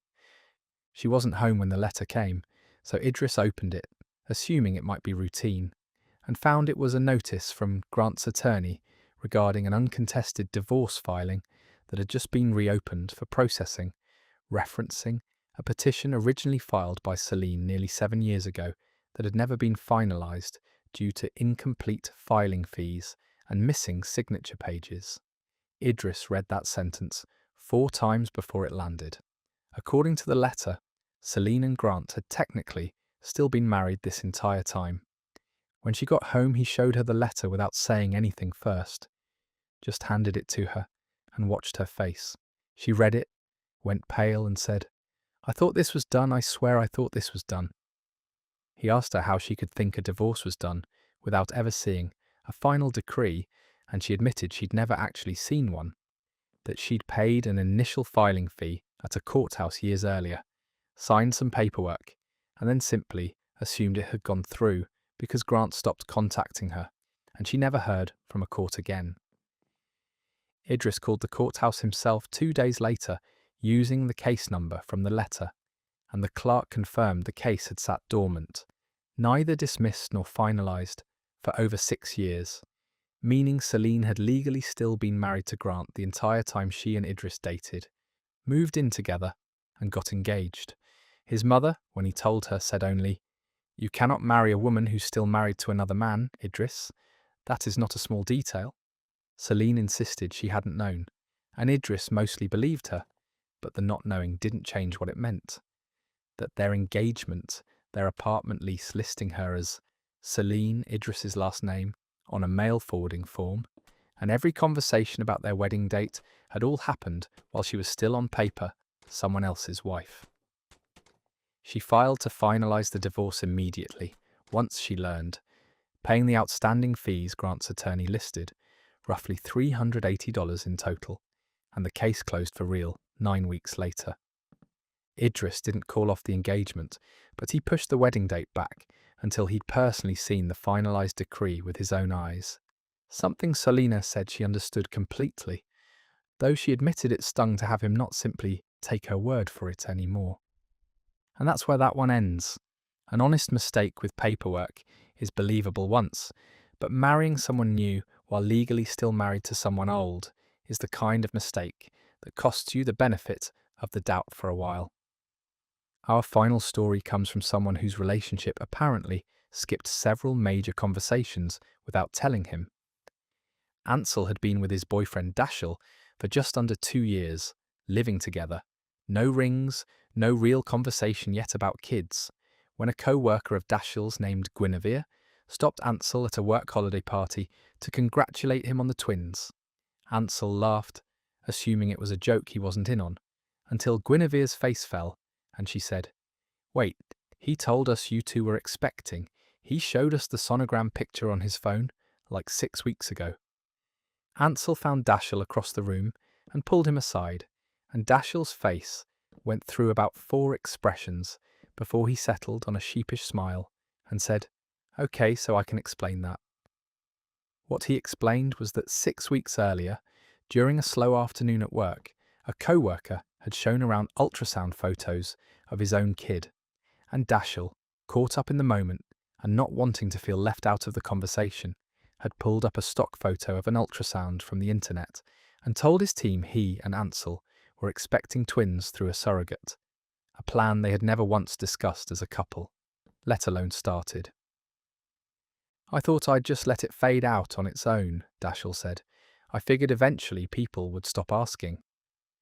They did not stop asking. Over the following month, co-workers brought Dashiell baby gifts.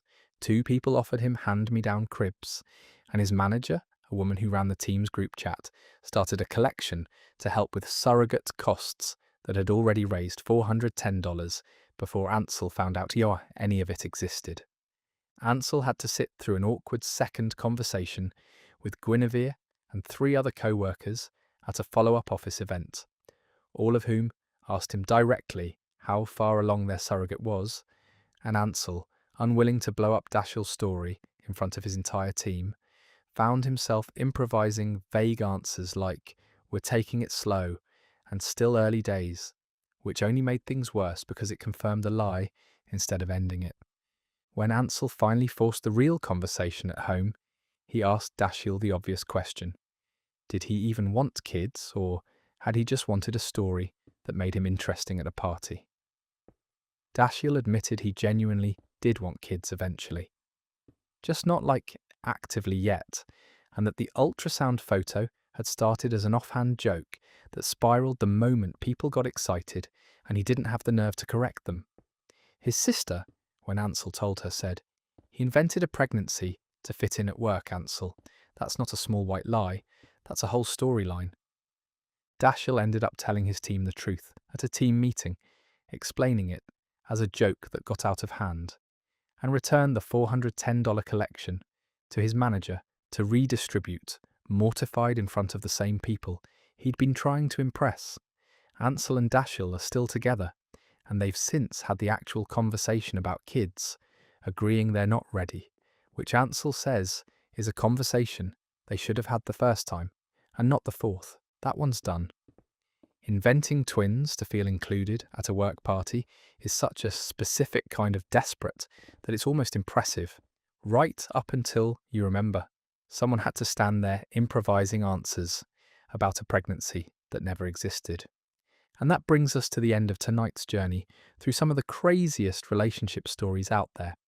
If you liked having this as background noise or just enjoyed listening to the whole thing through, consider hitting the subscribe button as I try my best to get videos out just like these every evening.